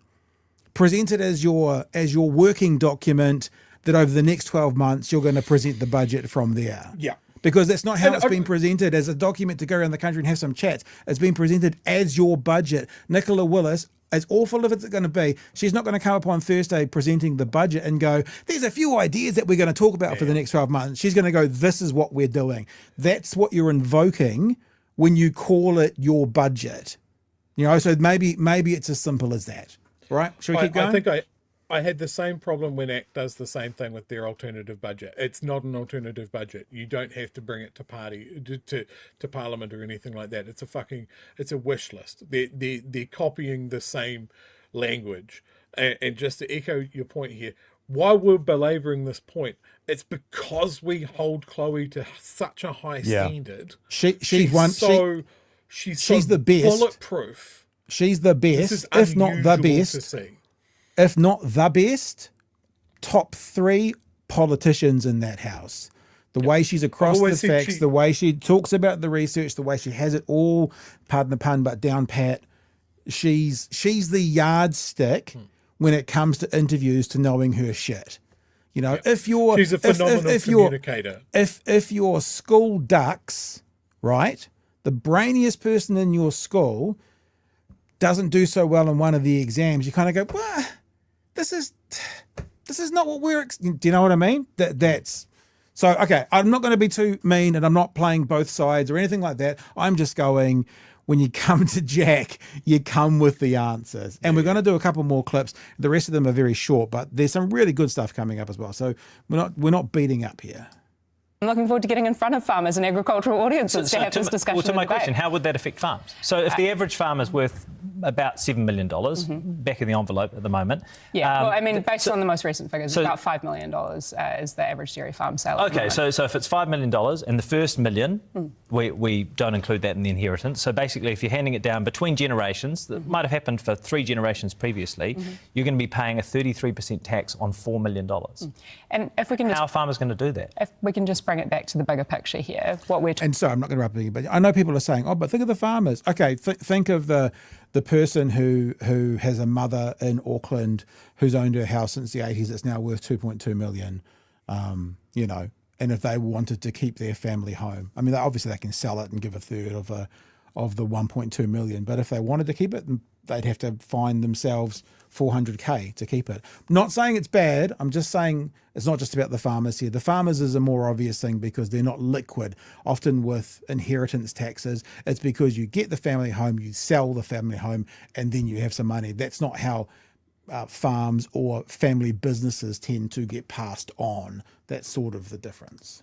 Talking about from the most recent available data that we have is that the average wealth of a household in this country is about 433 million at the highest possible at the retirement age. That question though, right? That's a very important question. So how are farmers going to do that? How are they going to pay a 33% tax on a $4 million let's get the data and let's get the evidence and let's see how big of an issue this actually is. If we're to look at different... It's going to be an issue that affects every dairy farm in the country. I hear you, and what I'm telling you is that we currently don't have good data on this stuff, which is why we are very proud to be pushing the boat out, putting this policy on the table and saying if there are issues that people have, let's have a rational discussion about that. We're not going to be silly about it. Of course we want to understand where potential fishhooks are.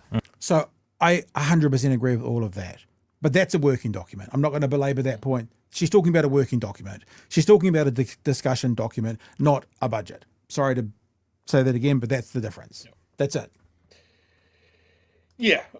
Look, there are people in the chat that are trying to answer this for Chloe. Look, I don't think she needs anyone's help. Well, maybe she could have gone down that. There's people saying, hey, look, you know, a lot of these farms are mortgaged up to the hill. A lot of these farms are broken up amongst, you know, multiple people, that sort of thing, multiple kids. But she could have done that, but she didn't. And I think that's the thing. Is on a show like this, it's like we'd like the answer. Whereas Chloe is correct that, hey, look, we need to make a look at this. Yeah. That is the correct answer. But does it fly with people, or does it get turned into ammunition about? And that's the problem that we have with politics, is that it gets weaponized. You don't end up having the conversation about potentially this is a way to do something. What happens? Can we just answer this as well? Both sides of this. Let's just answer this. Miss Scruffador, great name. The difference with a farm, like I've got friends who are on a family farm in Huntly. Like when my dad passed away, we sold his apartment and that money got given to his kids, split up and given to his kids. So if there was an inheritance tax on that, which there wouldn't have been to the value they're talking about, if there was, we wouldn't have got, you know, whatever, 150K, we would have got 120K or whatever it is, fine. But in a farm or a family business, they live on the farm, they work the farm, they want to continue the next generation having the farm, and 30% on $4 million is like $1.33 million. If they sell the farm, sure, there's $1.33 million. But if they want to stay there for the fourth generation and keep working, it doesn't work. Now, it could be something as simple, and maybe this is something, I've got no answers for the Greens, it could be something as simple that you have different rules for residential versus business versus farm. It could be something as simple as $5 million is the cap, not $1 million. You know, there are answers here that could be talked through. But as I said, for the 9th time, and I'm sorry to go on, if you present it as a budget, you're presenting it as the answer, not the discussion document. Yeah. Look, the thing, most simply, I think the thing with farms is that they're asset rich and cash poor a lot of the times, or heavily leveraged in mortgages and stuff like that. So this is a difficult one. And let's be fair, the majority of New Zealanders wouldn't understand the ins and outs of this. Yeah. So, I mean, it's a fair question from Jack, and one that would have been great if there was a more concise answer to this. For the majority of New Zealanders, we're not farm owners. We don't know this. So it would have been good to have some of that information. But it does not affect most of us. Yeah. And then that's the thing about a lot of the Greens policies and policies in general is like we keep saying, well, if you're earning under $191,000, this is not going to impact you. You know, maybe if you're a farm and your farm is worth less than $6 million, this is not going to impact you. You know, maybe it's going to be just on the capital. So if you have a $4 million farm or a $5 million farm, but you're mortgaged 80%, then you've actually only got $1 million worth of capital. It's not going to affect you because it doesn't do, you know what I mean? So there are other things to think through and to figure that out. But I also want to show another clip because this is good, because Jack, it's not a gotcha, but he goes down that hard line about nurses are going to be paying more tax. What's really important when communicating these ideas is what does that mean? And Chloe has a very, very, very good response for this, because she first of all says, she doesn't say it's not nurses, but she's basically saying people earning $120,000. So yeah, some nurses are going to get caught up in that on the top end, but it's really about people earning $120,000. I haven't seen the bit, but apparently Thomas Cochran from told me that all nurses earn $280,000 a year.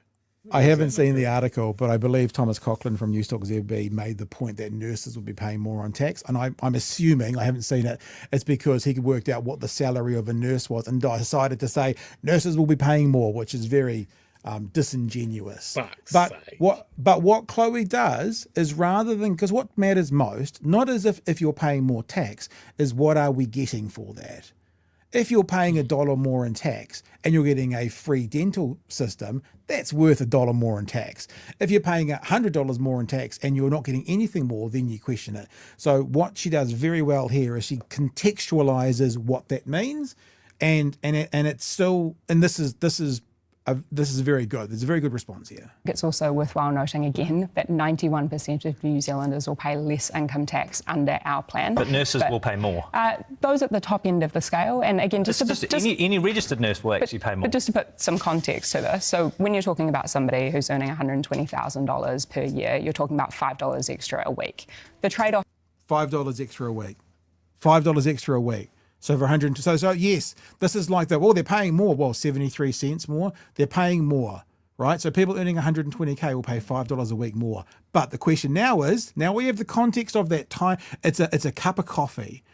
Will people earning $120,000 a year be prepared to give up a cup of coffee a week if they get this? Who's earning $120,000 per year, you're talking about $5 extra a week.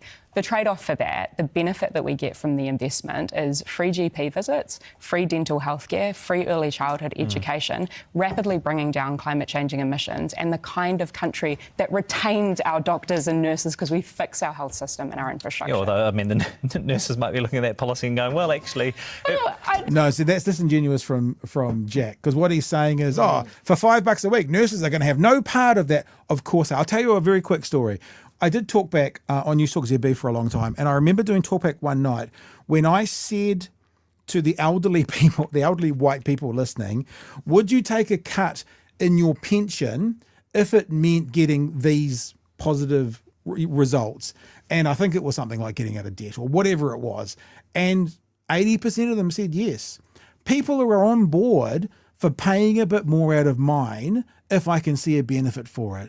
So Jack's about to say, I don't know if nurses will be on board with it. For $5 a week for free dental care, of course they would. Who wouldn't? System and our infrastructure. Yeah, although, I mean, the nurses might be looking at that policy and going, well, actually...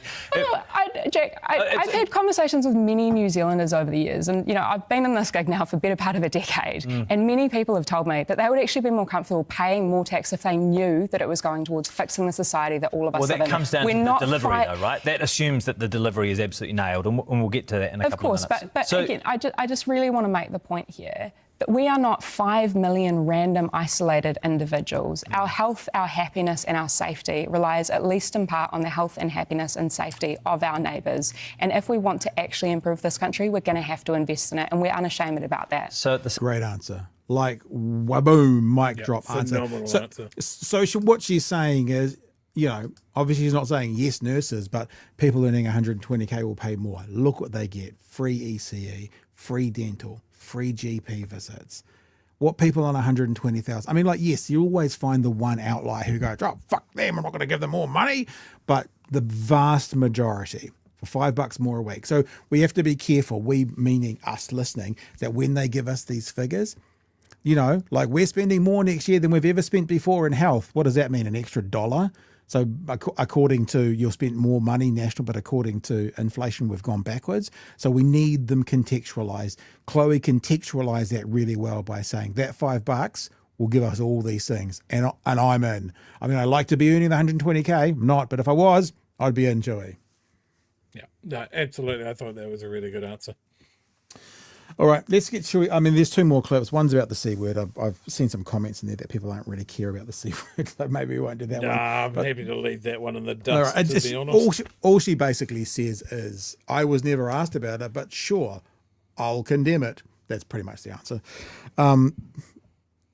Right, this is about why will this vision work to help get you back into government. So this is the alternative budget.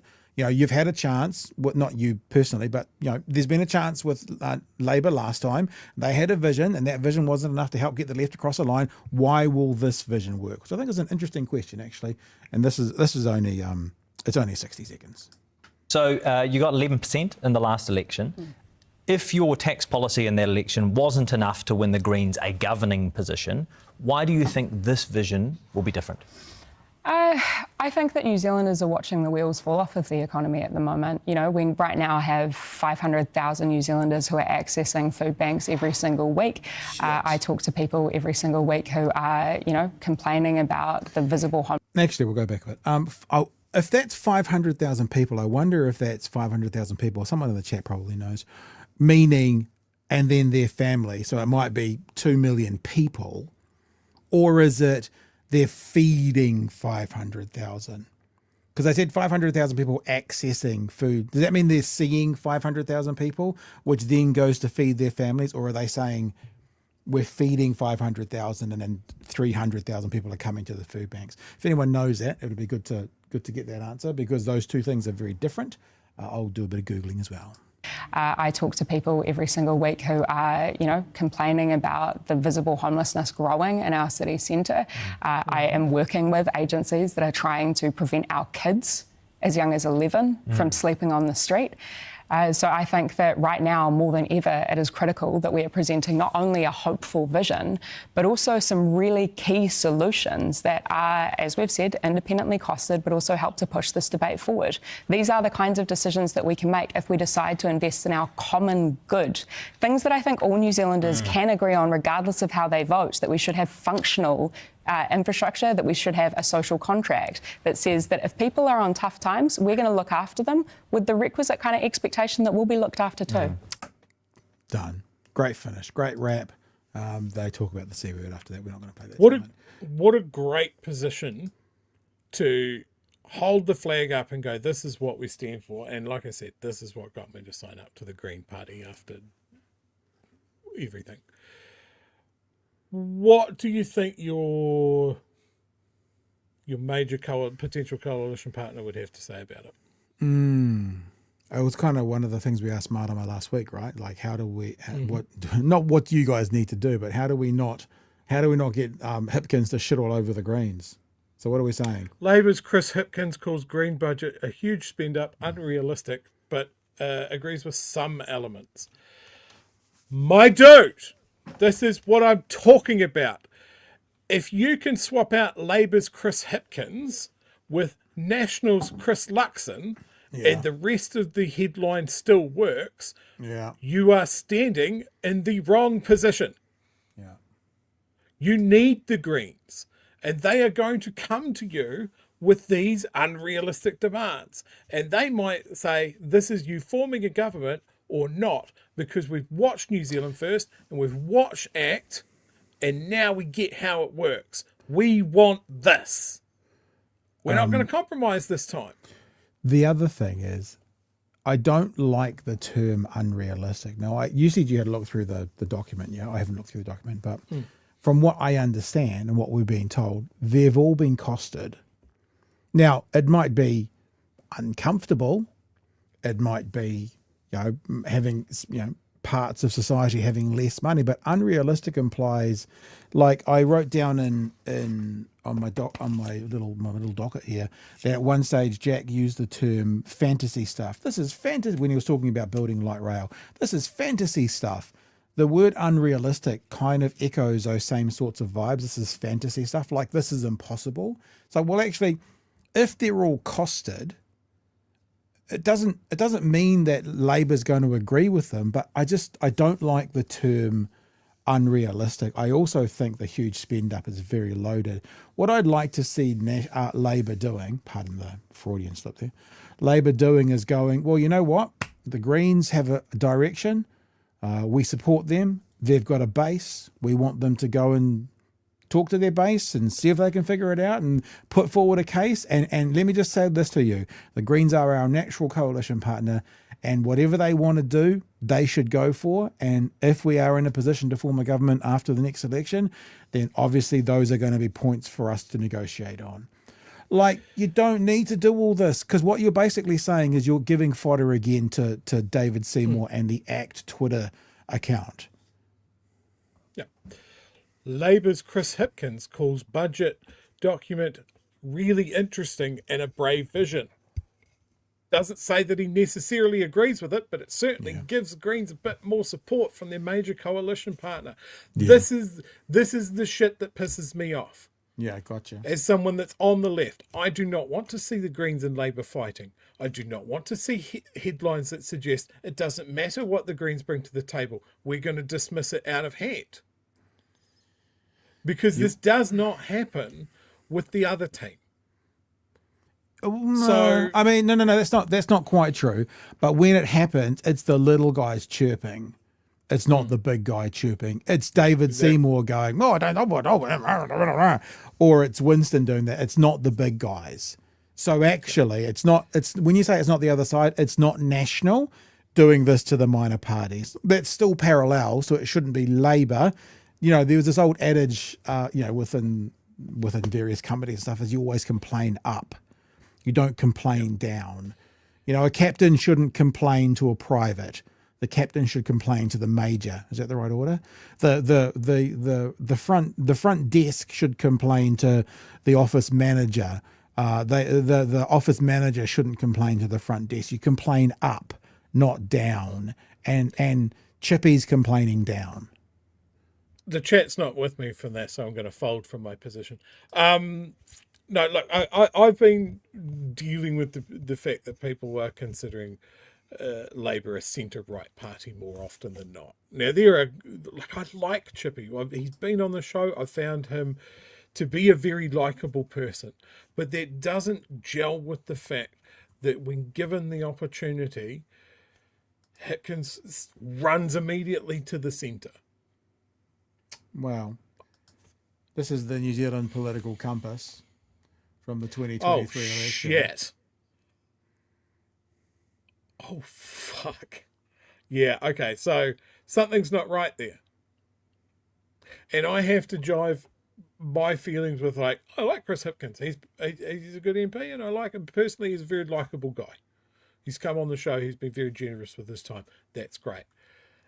Is what he's doing going to knock this government out? He has had his opposition, well, the government, who he's opposed to, has been speed running, burning this country to the ground. People are angry. People want a different vision of it. And I'm not seeing it from them. And I know they have a front bench full of absolute bulldogs, and I can understand where he came from. We came on this show, and I asked him, where's the mongrel? And he said, my job is to be palatable, or I'm paraphrasing, my job is to be palatable to the middle swing voters. And then I let my bulldogs do the heavy lifting. You're the leader. Lead. Be seen as a different option from a bald cunt in a blue suit. And I'm not seeing it. And we need to move the needle.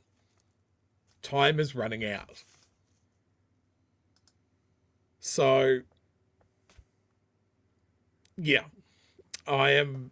See, why did I not see this?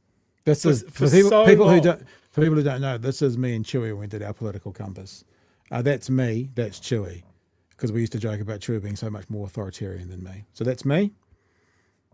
And I don't know, watching a video obviously, and that's Chewy. So there's comparisons here to Keir Starmer in the UK. Would you know in the UK that Labour is the government over there? I think Labour finding itself in that blue quarter, that is, someone should be hitting the alarm on that. I just think that's also from 2023. And let's be honest, 2023 come election time, Labour did start to talk about being hard on crime and that kind of stuff. So if you did it today, it doesn't mean that's what it was. I think they tried to play a bit of a, they moved right to try and get the vote, which didn't work. I also am not going to put all my credit behind the accuracy of this. They typically use it by going through their policies and stuff. I don't think obviously that's where Labour naturally sits. But I don't suspect it's where Labour sits today. If Chippy's talking about capital gains tax, he's not sitting there. So we'll see. That was a snapshot in time. That might have been the exact snapshot after Chippy started to talk about being tough on crime, because of course, ram raids, blah, blah, blah, blah, blah. It might have been done that day. But that's not obviously where Labour normally sits. Nobody votes for Labour because they have slightly softer national policies. Like, that's what I don't think anybody has seen. You know, Jacinda had a vision, you know, like as much as people fucking viciously mocked it. Be Kind was a vision. And I think what angers me most about this country at the moment, we produce so much food. We produce so much material. We have hungry kids. We have abject poverty. We have people sleeping on the streets in a way that, you know, you wouldn't have seen 20, 30 years ago. Yeah. The neoliberal experiment has failed, and we know it. It's as mythical as trickle-down economics. It's as mythical as capital flight. And we need to do something.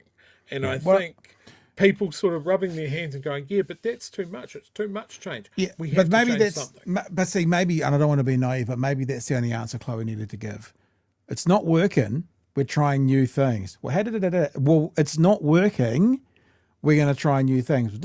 Well, it's not working. And in the 6 to 12 months leading up to the election, you'll see everything that's coming out. You'll see all because we're going to do new things. She could have said that, or of course she could have said this. Mr. Speaker, I'm a strong woman and I can speak for myself. Look, Anyway. it's right down the spine. Look, we've called it today. The Greens campaign office. Look, that's your billboard right there. What they're doing isn't working. Yeah.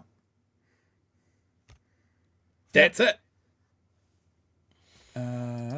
Or, of course, you could use this as well. You know, there's a good headline for you, which Chloe has used in the House before. We're still waiting for Labour to roll out this progressive tax that they're talking about. That could change the conversation quite a bit. I But suspect we'll that if there's a chance to form a government next time around, we will be getting a capital gains tax on the table. All right, listen, we're going to get moving because we're coming up to 2 hours, which means we're officially an hour 15 into the show because it's nearly at 2 hours. Howie says, Party Māori introduce a bill to legalise finger guns. Love it. All I see is when I see that, I just think T-shirt, legalise finger guns. You know, it's great. Kaimātara says, ask Labour, stop capitulating to National. You're supposed to be the opposition. Labour opposition? I thought you said meek submission. Kiwi Bird, I forgive you, Chloe. Yeah, and look, we don't want to beat. And look, I will say this again. I know we can. It's very easy to take the mickey out of the right because they offer up so much fodder to do it. But I am perfectly comfortable saying I will be critically harder on the left than the right, because if the right all look like clowns, that benefits me and most of the people watching here. If the left miss the mark, we can't let that happen. We just can't let that happen. Arvid says, why don't people say, okay, then leave and pay more tax to keep their assets, or they're our assets now. Yeah, and look, Chewy makes the best point about this all the time. If they go to another country, they're going to be paying all those taxes anyway. So would you rather pay all those taxes to a foreign country, or would you rather pay them to the country that you live and love and have made your money in and want to allow the next generation to as well? They're not paying their fair share now. No. And then they leave and they don't pay their fair share then. We've got these guys scooping up and monetizing housing while we have people sleeping on the streets. Yeah. We have people monetizing all of the food and the dairy that we make. Well, we're paying $10 plus for a block of butter, $20 for a block of cheese. Make that make sense. You can get New Zealand products cheaper overseas. That should not happen.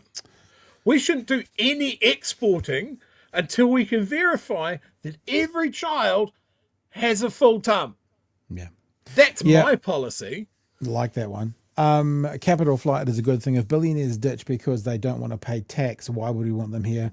That is a positive thing, they leave. Look, all I want to say is when I have a conversation with someone on the right who's going to say that, I'm just going to say to them, where has that ever happened? Where has it ever happened that the wealthy flee? because it keeps getting talked about as a way to not tax the wealthy. So where have we done this? And then we've seen the wealthy flee. You show that to me, and then we'll continue the conversation. Stop promising me a good time. More tax also means better conditions, I assume. Yep. Better weather as well, I hear, Chewy. Tax is a permanent society-wide insurance in private insurance. It's not just your money they give you when you claim. So insurance is just glorified tax. Okay. Arvid says road to 120k. 500,000 people is 10% of the population. That's a hell of a lot of Kiwis. Talking about the food banks, yes, it is. And finally, I saw it visualised as the population of the Waikato. Yeah, there you go. Chippy, a lot of these were your policies pre-1980s. And Andrew says, we can't hold our entire society back. So the richest, who are the wealthiest they have ever been, can have even more money. Yeah, very good. Very good point, and very good point to perhaps finish the show on with Big Hairy Man #1 and Little Hairy Man #1. I saw you do that. You are bigger than me, so there is that. I can't argue it. It's factually correct. I was going to say I was talking about my heart, but then I was saying you'd probably say something like, "Oh, so you've got an enlarged heart, have you?" Which wouldn't be nice either. So we just won't go there. All right, team, we're going to get out of here now because 10, we're done. 9. Well, I don't know what's happening. What's going 7, on? 6, oh, you want to get to? Oh my gosh! 5, 4, 3, 2, 1. That's the 2-hour, fam. It's happened.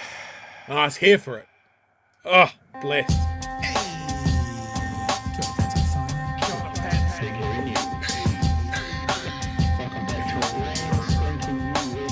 Help us settle a debate, whether it be thoughtful or funny, even if we're all creatures of hate. It's a fine line that we're walking together. For better, push aside the temptation to berate.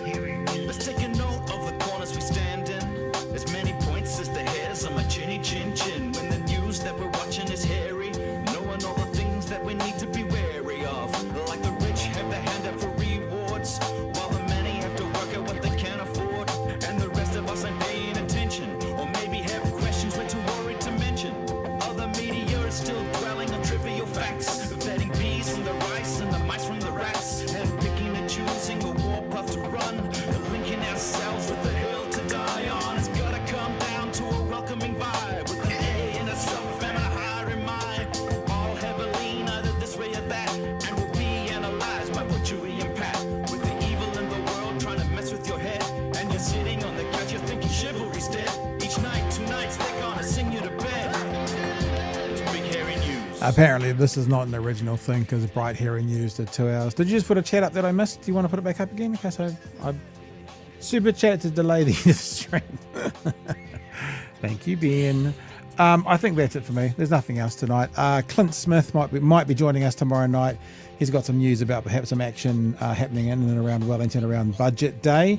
So we might catch up with Clint, see what he's up to. But other than that, Chewy, that's it for me, mate. It's a big hooroo for me, I think. If you are Wellington based, there is some protest action around Parliament, I believe, about 3:30 tomorrow. If you're able to attend, check social medias. It's Party Mari and Twitter Titariti for details. That's it. I'm banned from talking now. Thanks, fam. Join me for the revolution. Hooroo.